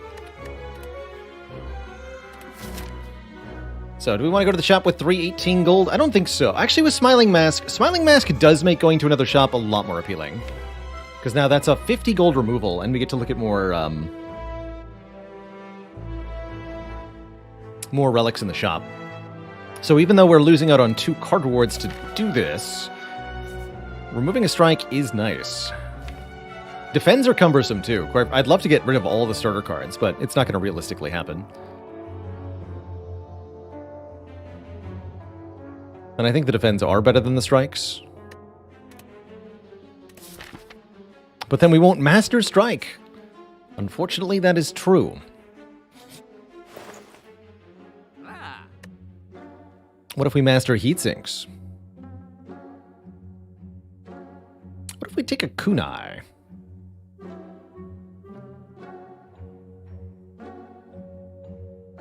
Doesn't seem like kunai is particularly good. At what point do strikes on defect become better than defends? If you have a couple of attack relics, they can be better. Like if you've got Ornamental Fan and Shuriken, for example, strikes can be better than defends. Strike Dummy can help a lot too, boosting their damage by 3. Ash Claire, thanks for 14 months of support. Took Toolbox, what cards would I want from it?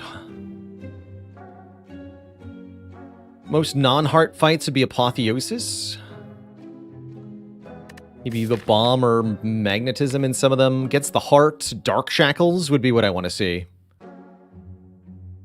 Definitely Dark Shackles or Panic Button. Pest Connect, thanks for the 9 months of support.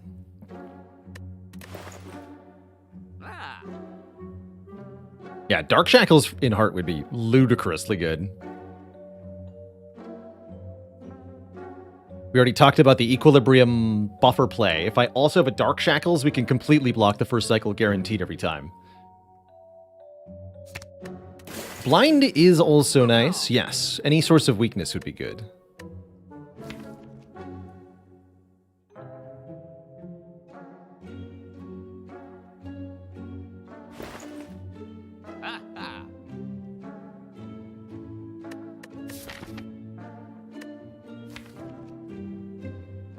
Either Awaken 1 or Time Eater. I'm not afraid of Time Eater.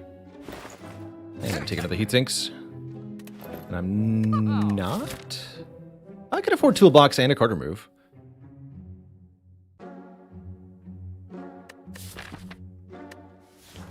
You know what? Yeah, sure. I like Toolbox. Might mean we don't get orange pellets or something, but... whatever. We'll be fine.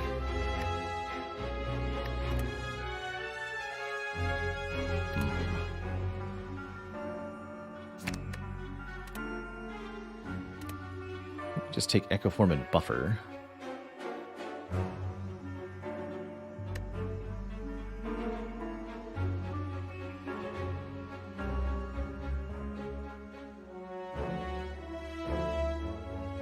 I wonder what I want the other card to be.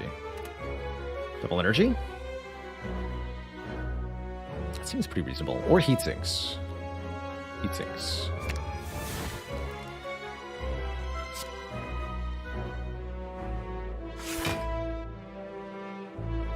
Do it this way? Sure.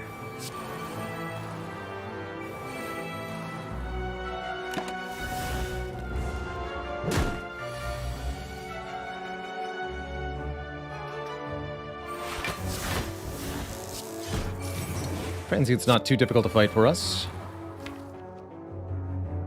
Thankfully.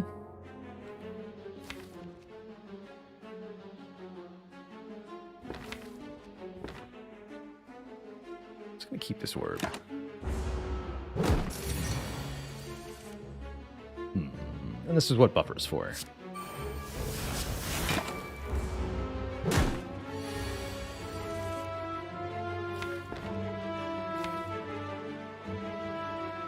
Fun turn next turn.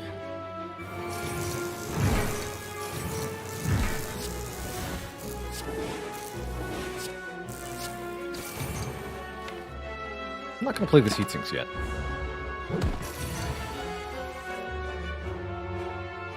Double this one.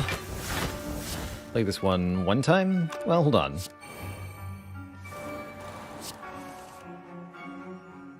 Yeah, play it one time. Rebound, Meteor Strike.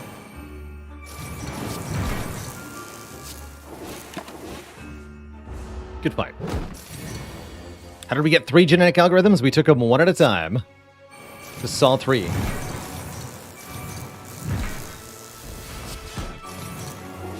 Looking at an absolute ton of card rewards has helped, by the way. Prayer Wheel has given us 13 additional card rewards, so we've been able to see a lot of cards. There's an X-Cost card, and what a good one it is. Reinforced Body is pretty sick, and so is another hologram.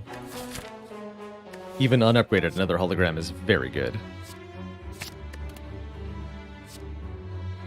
That's a lot of block. I don't like that it uses all our energy, but at the same time, I like that it uses all our energy. You know? Secret Technique's pretty good, too. I can Secret Technique for the EQ. Seek for some other stuff.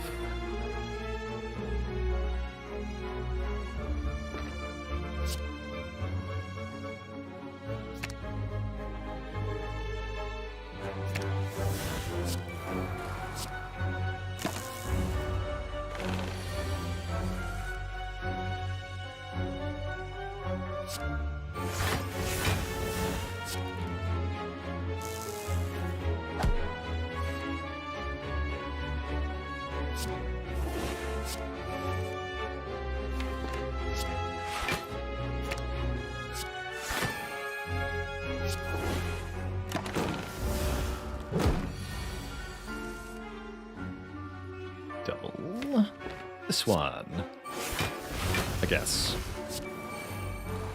If we have to.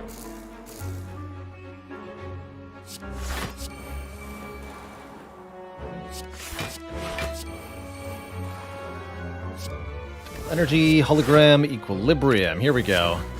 You see the deck is starting to do stupid nonsense now, and that's exactly what we want for the late game.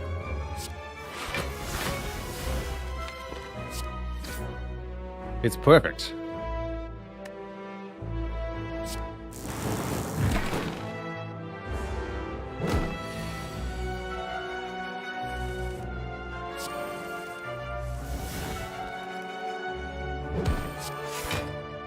Rebound hologram. Use hologram to fetch Skim.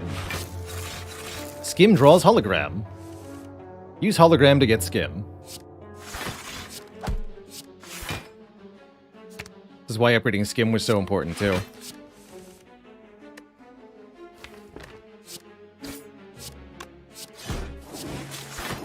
Just do that.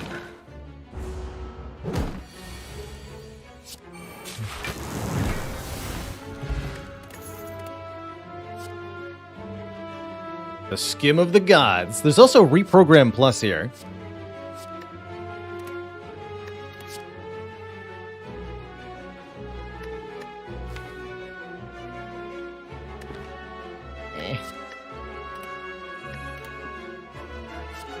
Could get Rebound Mastery. We've got enough Mastery candidates on this run. I feel like I'd like to just lock in what we've got here. Algorithm.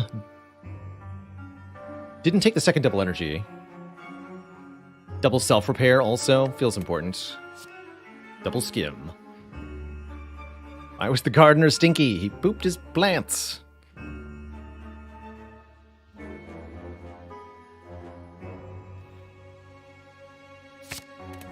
Quality fertilizer right there. That joke stinks. Let's see here. You know the drill. Seek, echo, form, equilibrium.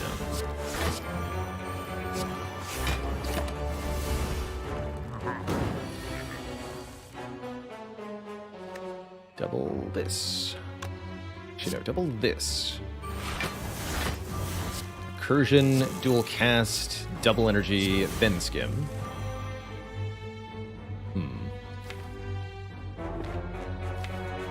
I'll be back. For all of you. Okay. Play none of that. Just trust me. Double this.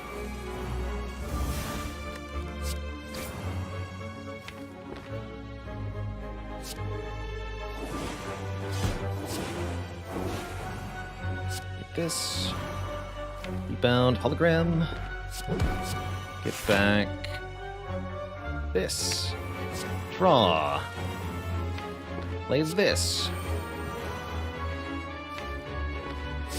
Draw more cards. There's Meteor Strike. Play Meteor Strike. Play it again.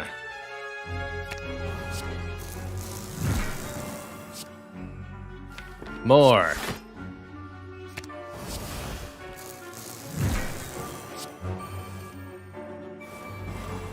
More. Neon achievement, by the way.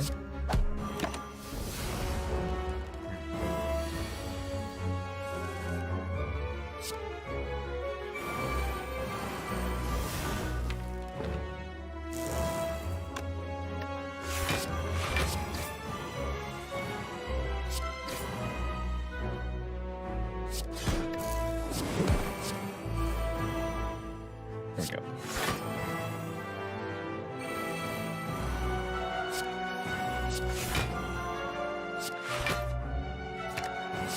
Good talk. All right.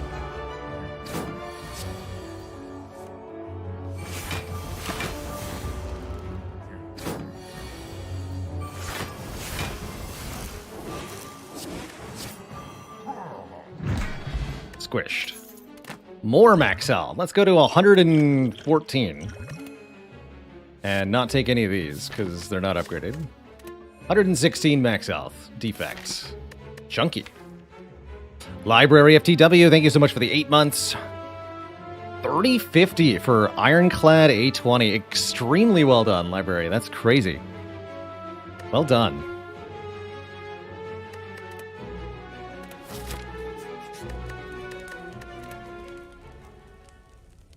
Alright, so do you upgrade the other heat sinks, the second hologram, or the impatience?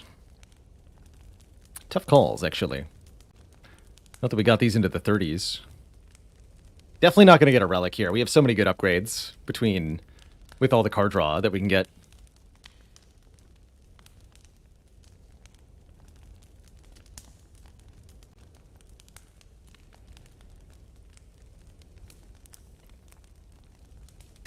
Hollow upgrade does seem really nice. We can also loop that for block, especially with the smooth stone. Yeah, we want that.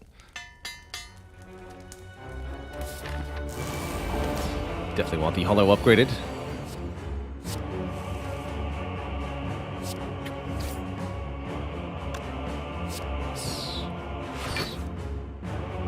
Those are here.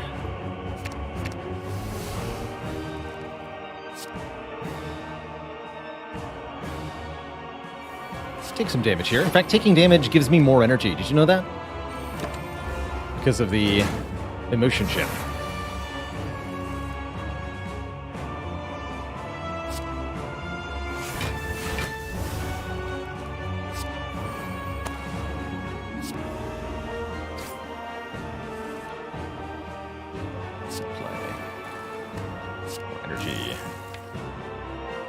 Keep more energy for the moment.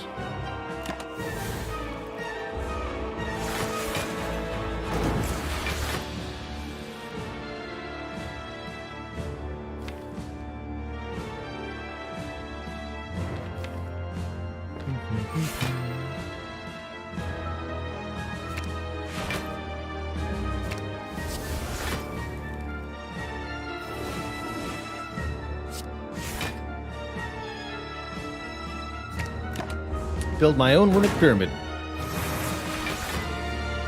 Just like Mom used to make.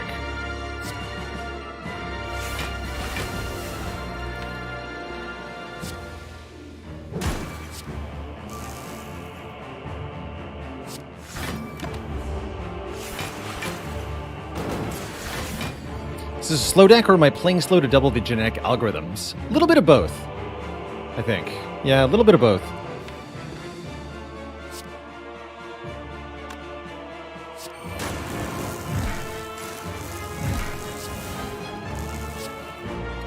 It's presumably faster once we get all the nonsense online.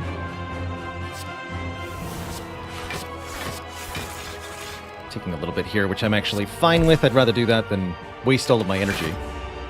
that I could use for card drawing.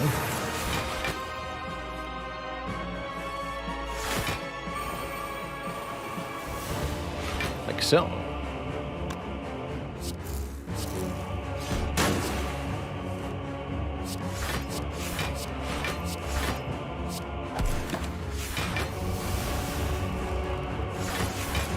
Juggernaut would be good here. Speak the truth.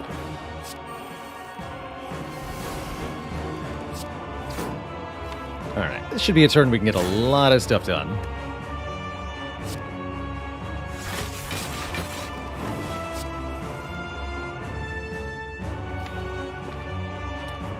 Let's go rebound, hologram.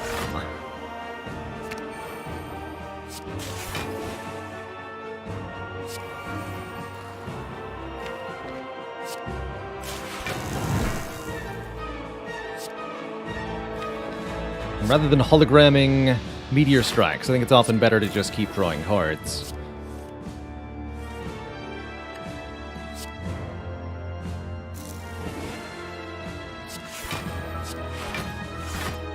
By getting the Skims back and keep playing those.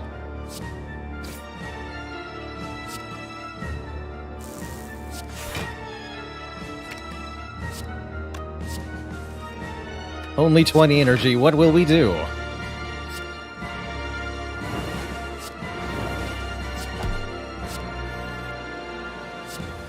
Why, we'll play Meteor Strike, of course.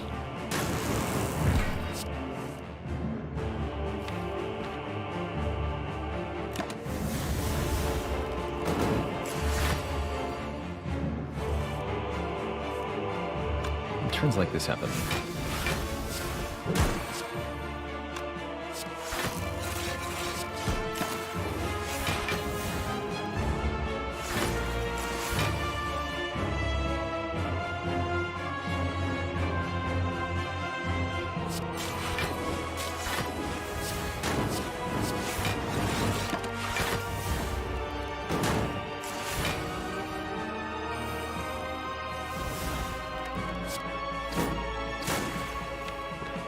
Yeah, we're definitely a little bit slow.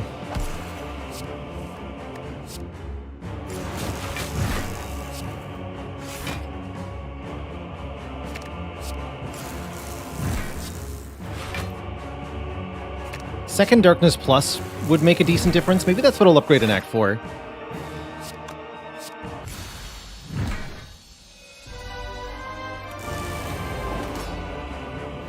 Our second boss is the Awakened one, who should be not that bad. We've got a lot of powers, but we don't have to play them. Most of them. Like, for example, I'm not going to play Buffer. But I do want to get Echo Form in play turn 1, for sure.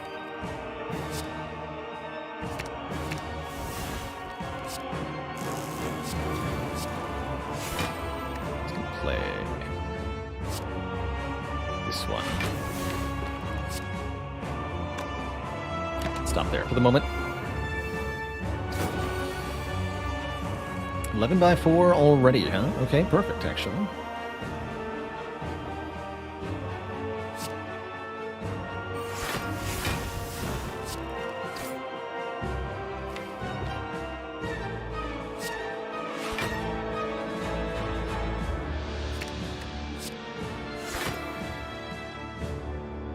This is where a recycle would be particularly nice, but it is not required.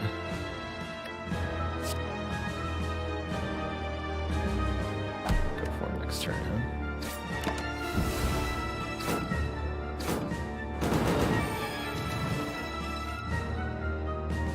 Okay, let's double energy. Do a lot of stuff here.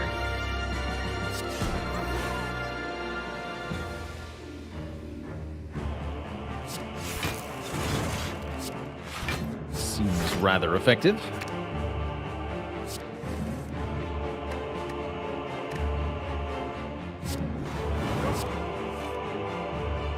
Suck. That's a sad turn next turn. Dang. Not much I can do about it. Oh, I could play Heat Sinks. Doesn't seem like it makes things better. feel like I actually might need to play this one. Get me out of a pickle later in the fight.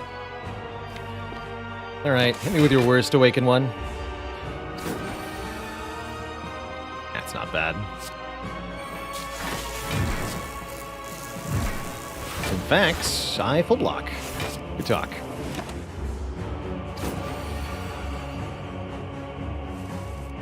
Yeah, and this is why I played the heatsinks, because a hand like this is just unacceptable. Problem is, if I play the self-repair to draw cards, the awakened one gets even stronger. But I think that's what I gotta do, is double self-repair here and draw 4. Yeah, that felt right.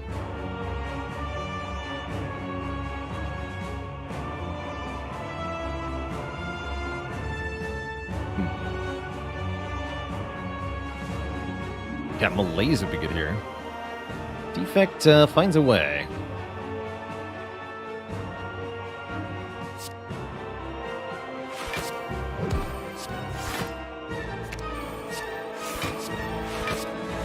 Okay, that's gonna hurt a bit.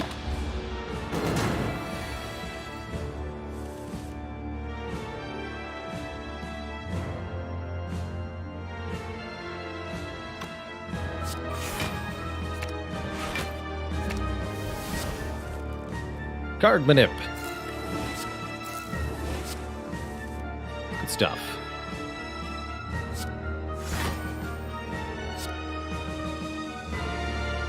So here maybe by using the Dark Orbs properly, we can get this to work.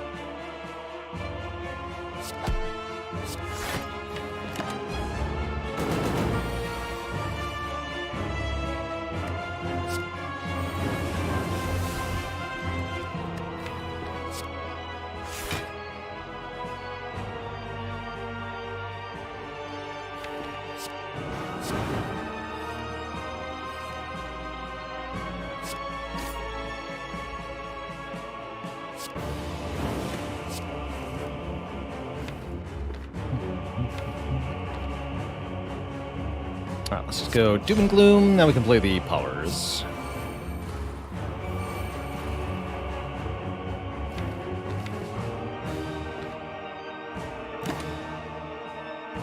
Smita, thanks for the 12 months of support.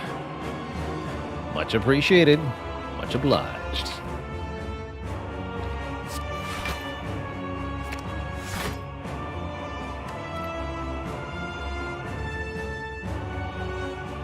Plus recursion.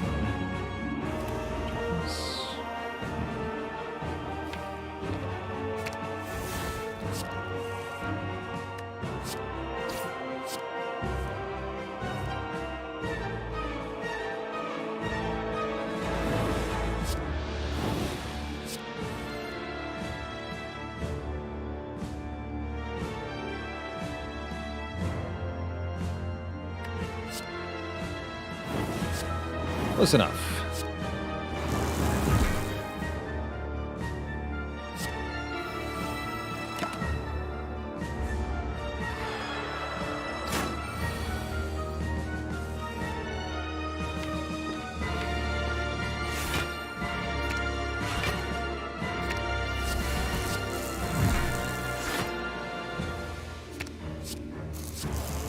GG.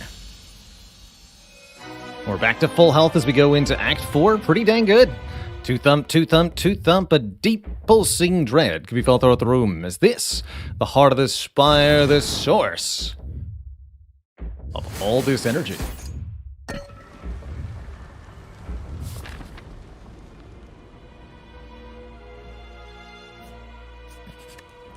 His Easiness, thanks for the Prime sub. Welcome to the Cozy Sub Club.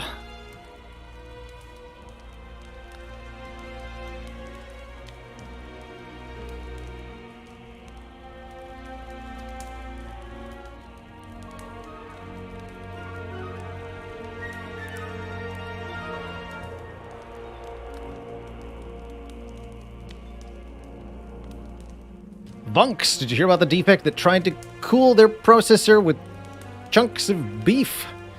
They heard they needed meat sinks. But I don't think they were very good at hearing.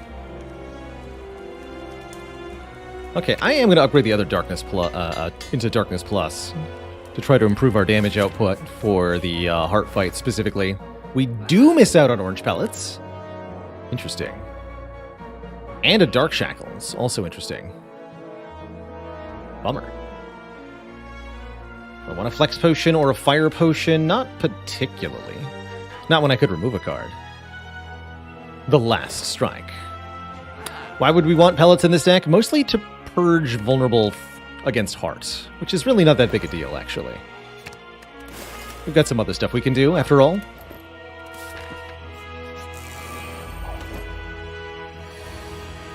Card draw.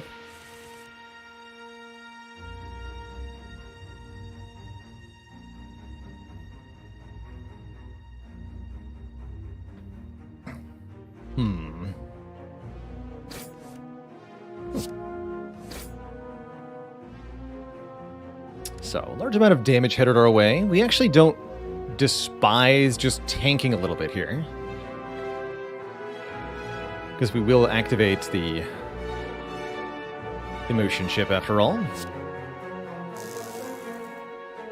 Definitely seeking Echo Form and probably Heat Sinks, actually. Yeah. Let's go Heat Sinks Echo Form. And then we'll just kind of see where that takes us. But we really need to get going quickly here. That's good for next turn. That'll full block easily, or I could use it this turn. Then next turn's a bit of a problem. Since we have the self-repairs, I'll just do this.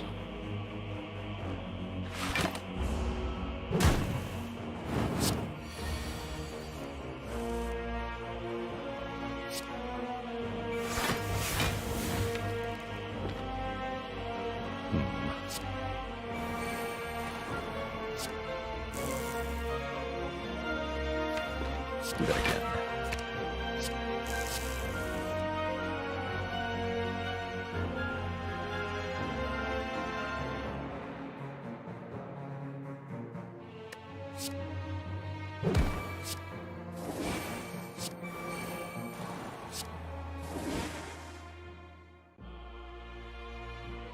Play Streamline as well.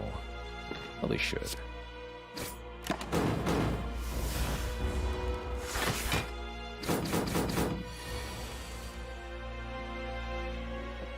Good turn? Well, not good, but...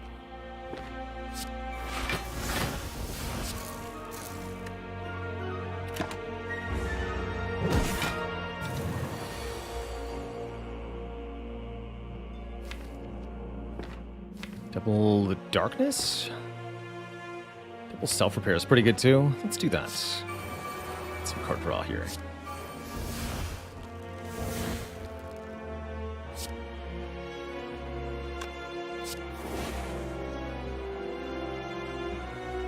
Darkness Orbs will hit the shield currently. I really prefer they not. There we go. Now they'll hit the spear.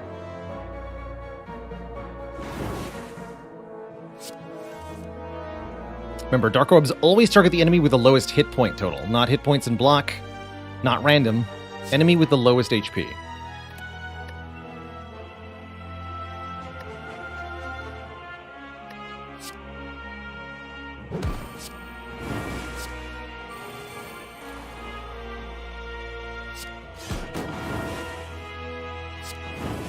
Well, that went well.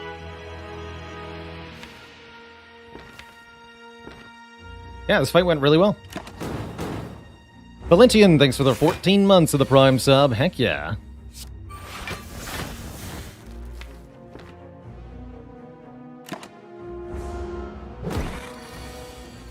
How dare you?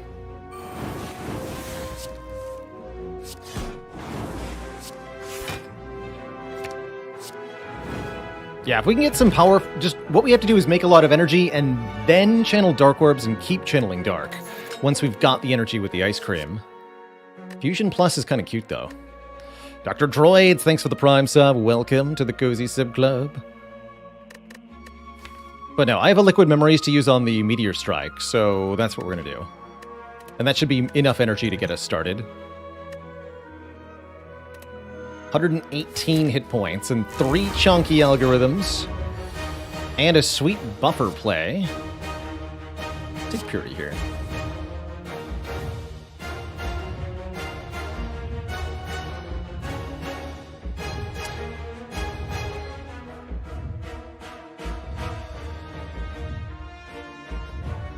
So am I able to... Yes, because... Oh, I can also use Liquid Memories on the thingy. So I can seek Echo Form and Equilibrium, no problem.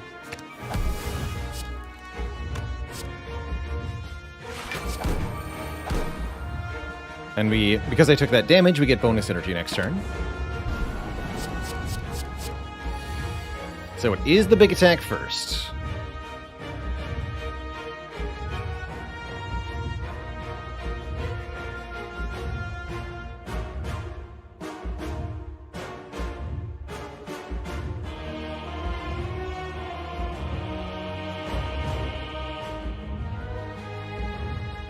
Definitely a couple ways we could do this.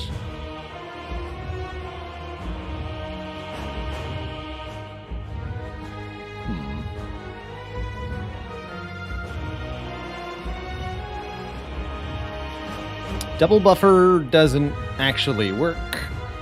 We could just use double genetic here. The one that's currently in our hands. Make our life a little bit easier.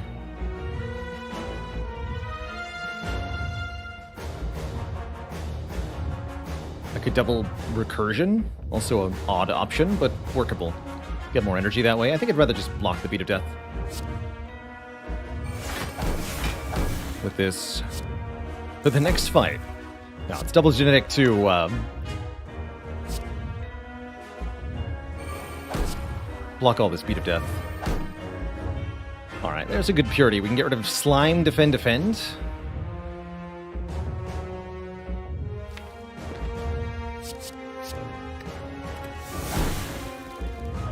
cards are gonzo. We do a dual cast here. Actually almost saving the buffer, but we don't need to, really. The buffer's not going to be much use.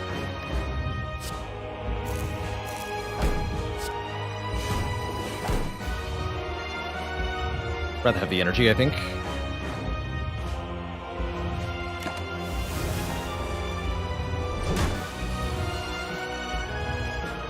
Be a mistake to use all of our energy to get one buffer.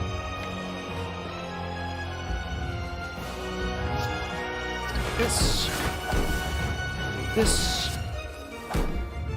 really didn't draw either of the heatsinks yet. My mistake for not seeking for heatsinks.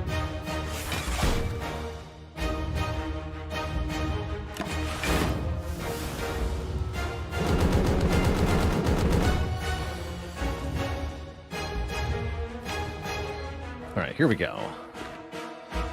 Hologram fetching Skim and Skim. That's how you do it.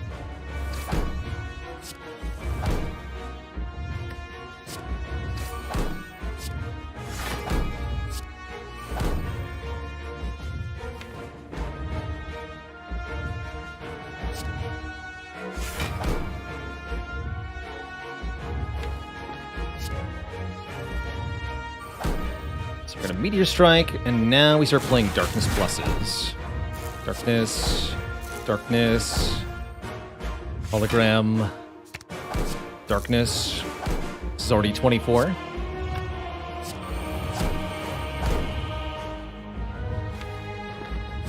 Hologram, Skim, keep drawing. Rebound the Recursion Plus. Recursion. Doom and Gloom. Draw. Defend. Recursion. Did almost 200 damage that turn. That's a good start. Keep the buffer, just in case. Yeah, that's a good use of the buffer. Lucked out with the attack order here, definitely.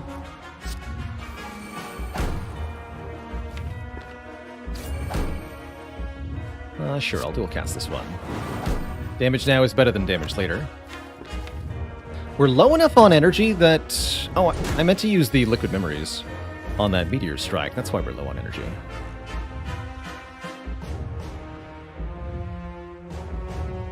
That's right.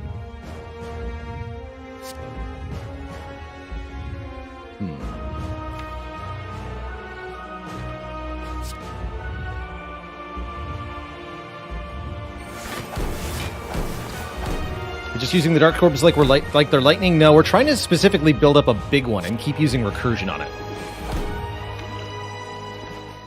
Is the current goal.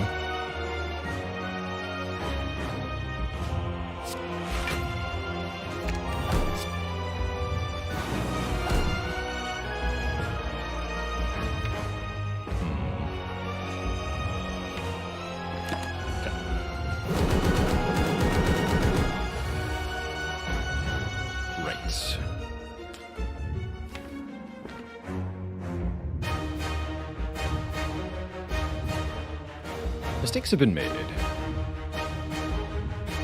Yeah, this is with a purifying 2 of the defense, too. I guess we can just keep channeling Darkness Orbs. Taking damage with the Emotion Chip might even be beneficial to us here. We absolutely need to get the heart at least below 400 on this turn. Next turn could be very spooky.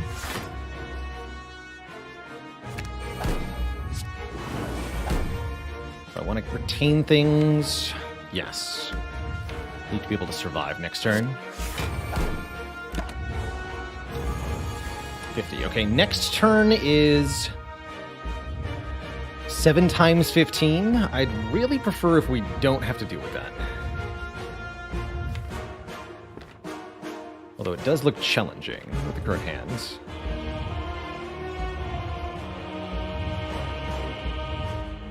Almost impossible, actually. Hurry McDurr, thanks for 15 months. Yeah, if only Calipers were here.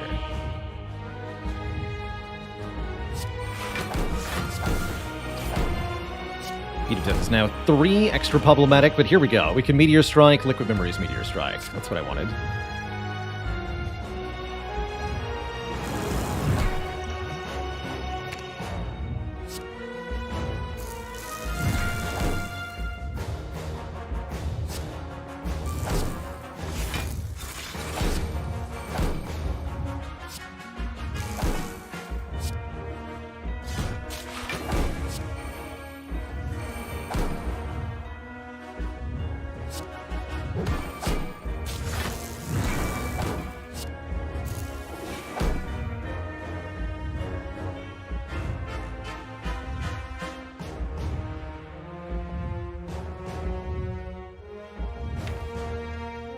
Yeah, might as well.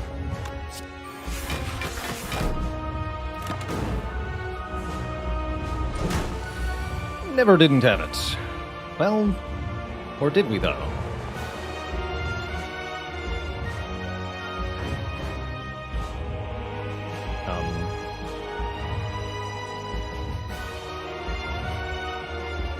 Wait a minute.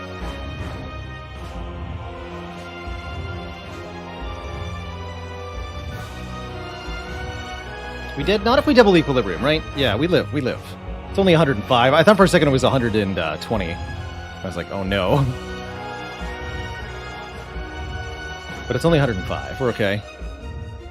Do we have lethal? Let's just double check that real quick. If I double darkness, we have 36, 18, and 12. We do 36, 36, 18, 12, 24, and 20 from Streamline. We can only deal 146 damage with this hand by my count.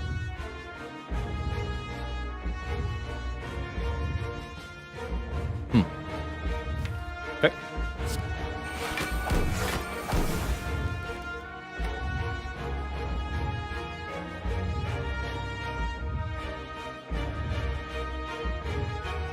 We're at 113, so I can play at least one more card. Should play this one. Darkness, Darkness, Recursion, Meteor Strike, Streamline is close. Yes, close, but not enough, and then we die.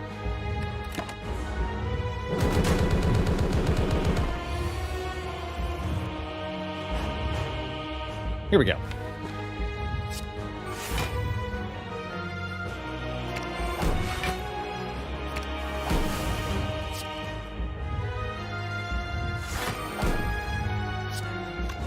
Let's go Recursion.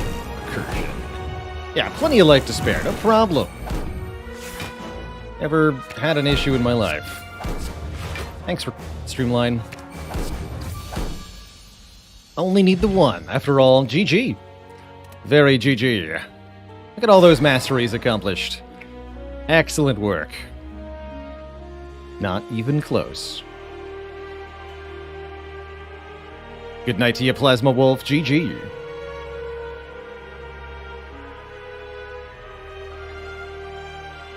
I think there were ways to play that heart fight a little differently that maybe went better, but I'm happy enough with how this ended. GG. GG. Saved by the ginormous health pool.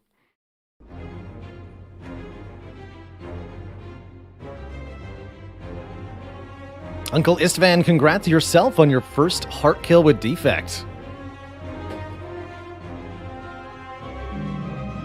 Now, what has it been done? The spire sleepeth, and so shall I. Honestly, Colby, the reinforced body ended up a lot less useful than I thought it would. Singing Bowl was 42 max HP. Triple Mango.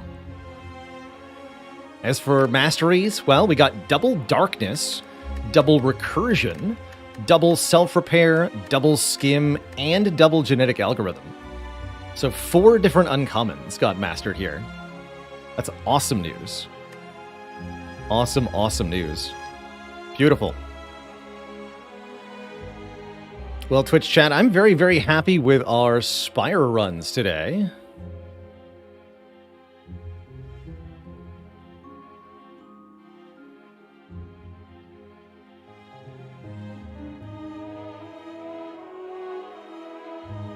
Do I regret not taking the second Echo Form?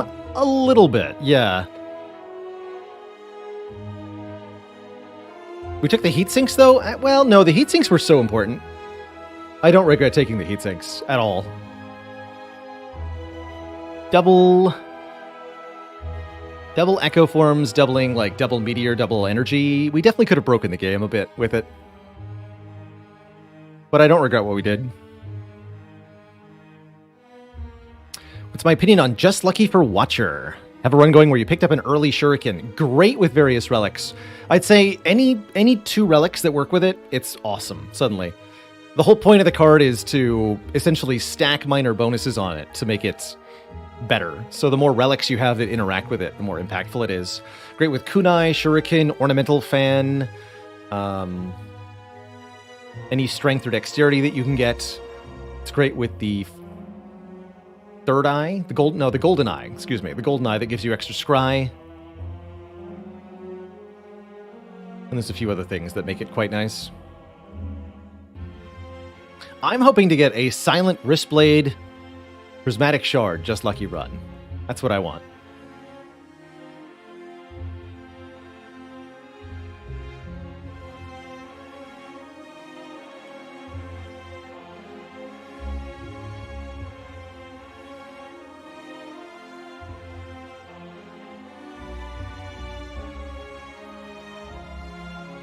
Hey, Trippies of Light, there's something going on in the back end with Twitch that we now have to manually publish our VODs. It's a bit weird. But essentially, there's no live VOD for the stream at the moment. And I don't seem to have the power to change that, which makes me sad. Looking to slice and even maybe dice today. I'm looking to monster and perhaps even train, which is actually what we're going to be switching to right now, is some monster train. As well as taking our second break of the day. Safety Fister says, any general advice for just completing a run?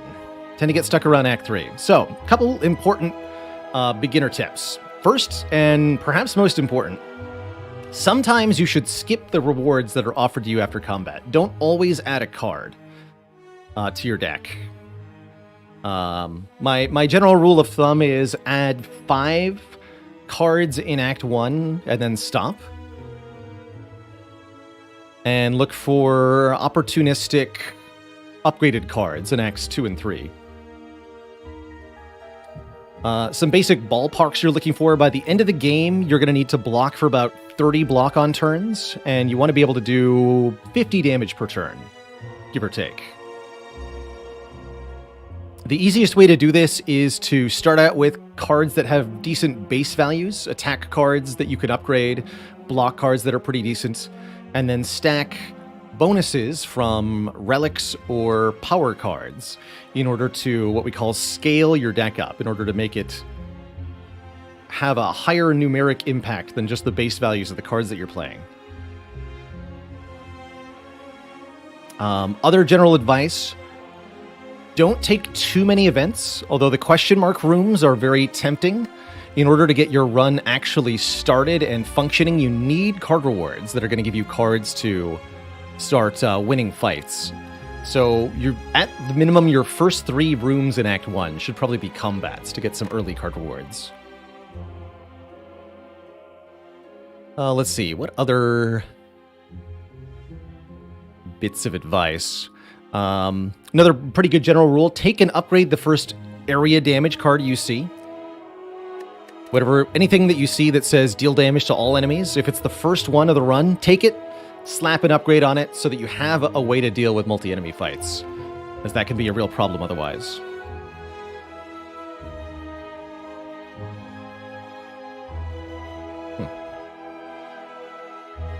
Dan of London, thanks for 15 months of support. Yeah, Act 2 has so many multi-fights. So does Act 1, actually. Can you encounter 2 writhing masses? You can, although not back-to-back.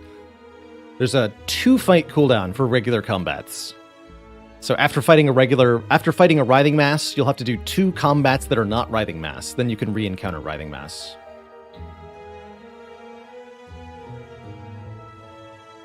Are sentries the worst elites? Actually, depends on the character. I consider Gremlin Knob to be the worst for Defect, Lagavulin and Gremlin Knob to be the worst for Silent. Sentries are the worst for the Watcher. And then I think Gremlin Knob is the worst for Ironclad, too, probably. Well, actually, no. That's a bit of a toss-up. Lagavulin's pretty bad for Clad, sometimes. Sentries is pretty easy for Clad.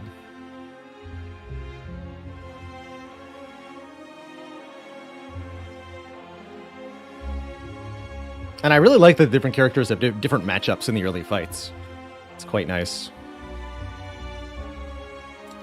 Accidentally started a grand finale deck with a transform. That's how it goes, Prophet Kane. Some of the best runs are like that. Deathrow says, I struggle versus Lagavulin as Clad because no way are you getting 20 block per turn. True.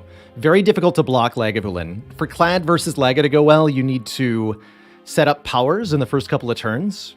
Metallicize is good, Inflame is good, Demon Form is best, but very hard to do. A Power Potion helps a lot in this regard. Or you need to hit the Lagavulin really hard by applying Vuln and then doing Carnage Plus or Bludgeon or something. And then you kill the Lagavulin before it can hit you more than once or twice. Habermas says, when I get the same fights 2 times, I always assume the game tells you that you're missing an important piece in your deck. Whatever your weakness is, the game's trying to exploit it. I like that. I like that a lot. Struggle pulling off exhaust synergies on Ironclad, often have a lot of dead weight early. Yes, it can be difficult to get online. I find Feel No Pain is a pretty good entry point. Don't be afraid of cards that have an exhaust activation in Act 1. Infernal Blade is a good way to get in that direction. True Grit is a good way to get started. Burning Pact and Second Wind are also good starting points. If I made a relic tier list today, are there any relics I'd rate differently? Probably a couple. Probably a couple. Has my opinion on any of the relics really changed all that much? The relic collection.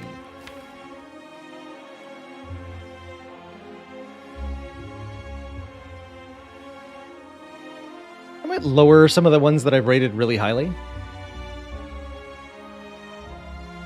But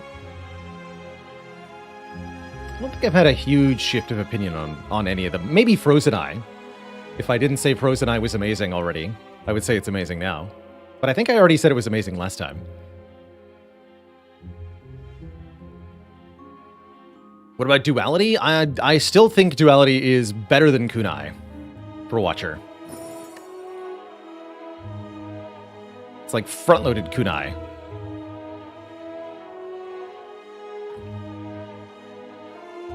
Why is your silent A20 heart win rate so much lower than the other characters? Slime Boss. It's Slime Boss.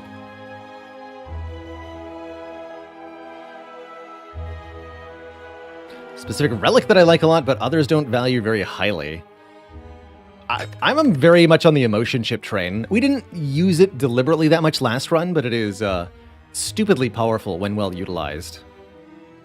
And then other personal favorite relic that everybody thinks is bad, definitely Frozen Core. If you end your turn with orb slots, get a free Frost Orb. I've only had a couple really cool Frozen Core runs, but when they happen, they're very fun.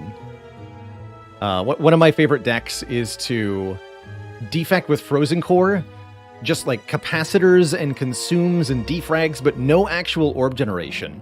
And you let the deck do let the Frozen Core make all the Frost Orbs for you. My opinion of Ectoplasm, the better I get at the game, the more effectively I can use gold, and the more Ectoplasm becomes a penalty. Because I'm so maximally able to use the gold.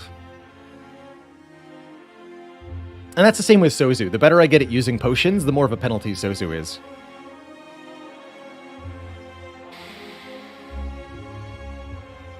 Favorite relic besides boss relics. So not Riddick Pyramid. Pocket Watch. Draw all the cards. As long as I only play 3.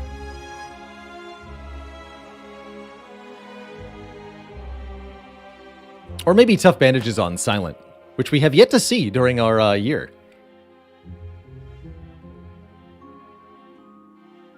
'28 streak on Clad with Snecko. Is it simply the best Ironclad relic? Snecko Clad is stupid good. Ironclad is just looking for ways to break the game, usually, and Snecko pretty much hands that to him on a silver platter. Snecko Eye for Clad just says, find the 3-cost rare cards and then play them. And you win.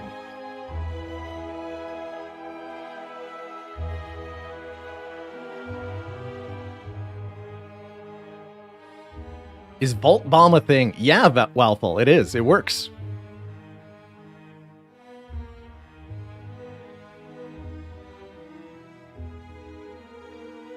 You know, there's a seeded run. I've never done this on stream.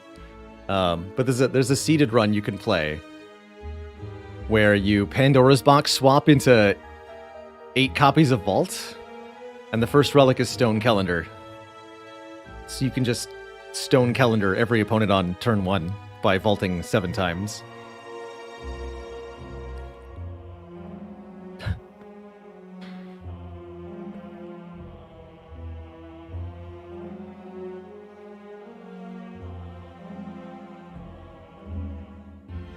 One known seed that's 100% unwinnable. Yeah, there's the unwinnable seed command. Oobla's blog explains it far better than I can as to how it's mathematically determined to be impossible. Hey there, Merle. Life's good. We're just about to switch over to some Monster Train here. Let me update the title.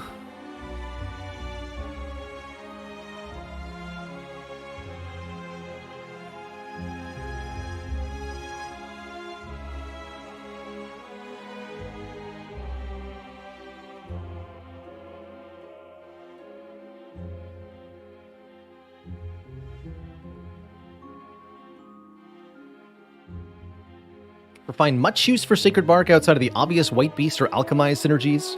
It is a nice way to kind of struggle your way through Act 2. You can take a 3-energy deck with with Sacred Bark as your boss relic, and kind of struggle your way through the regular fights, but then have potions that trivialize the elite and boss fights.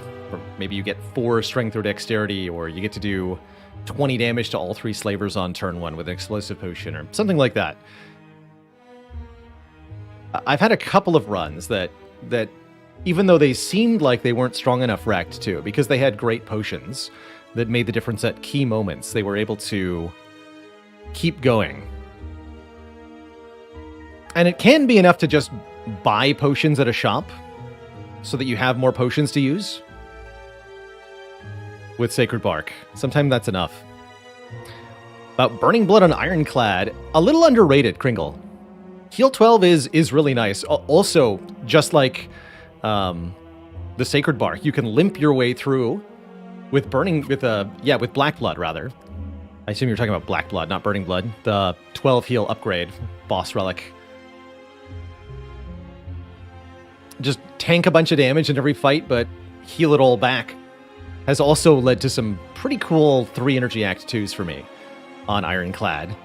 Where it really starts to fall flat is when you get to Act 4 and you're just down a boss relic, essentially. That doesn't feel great. But oftentimes, Ironclad, getting to the very end of the game, you're so powerful at that point that it's fine. Ironclad's modus operandi in a lot of runs is just stay alive until you find something really powerful to exploit. Black Blood keeping you alive longer helps that.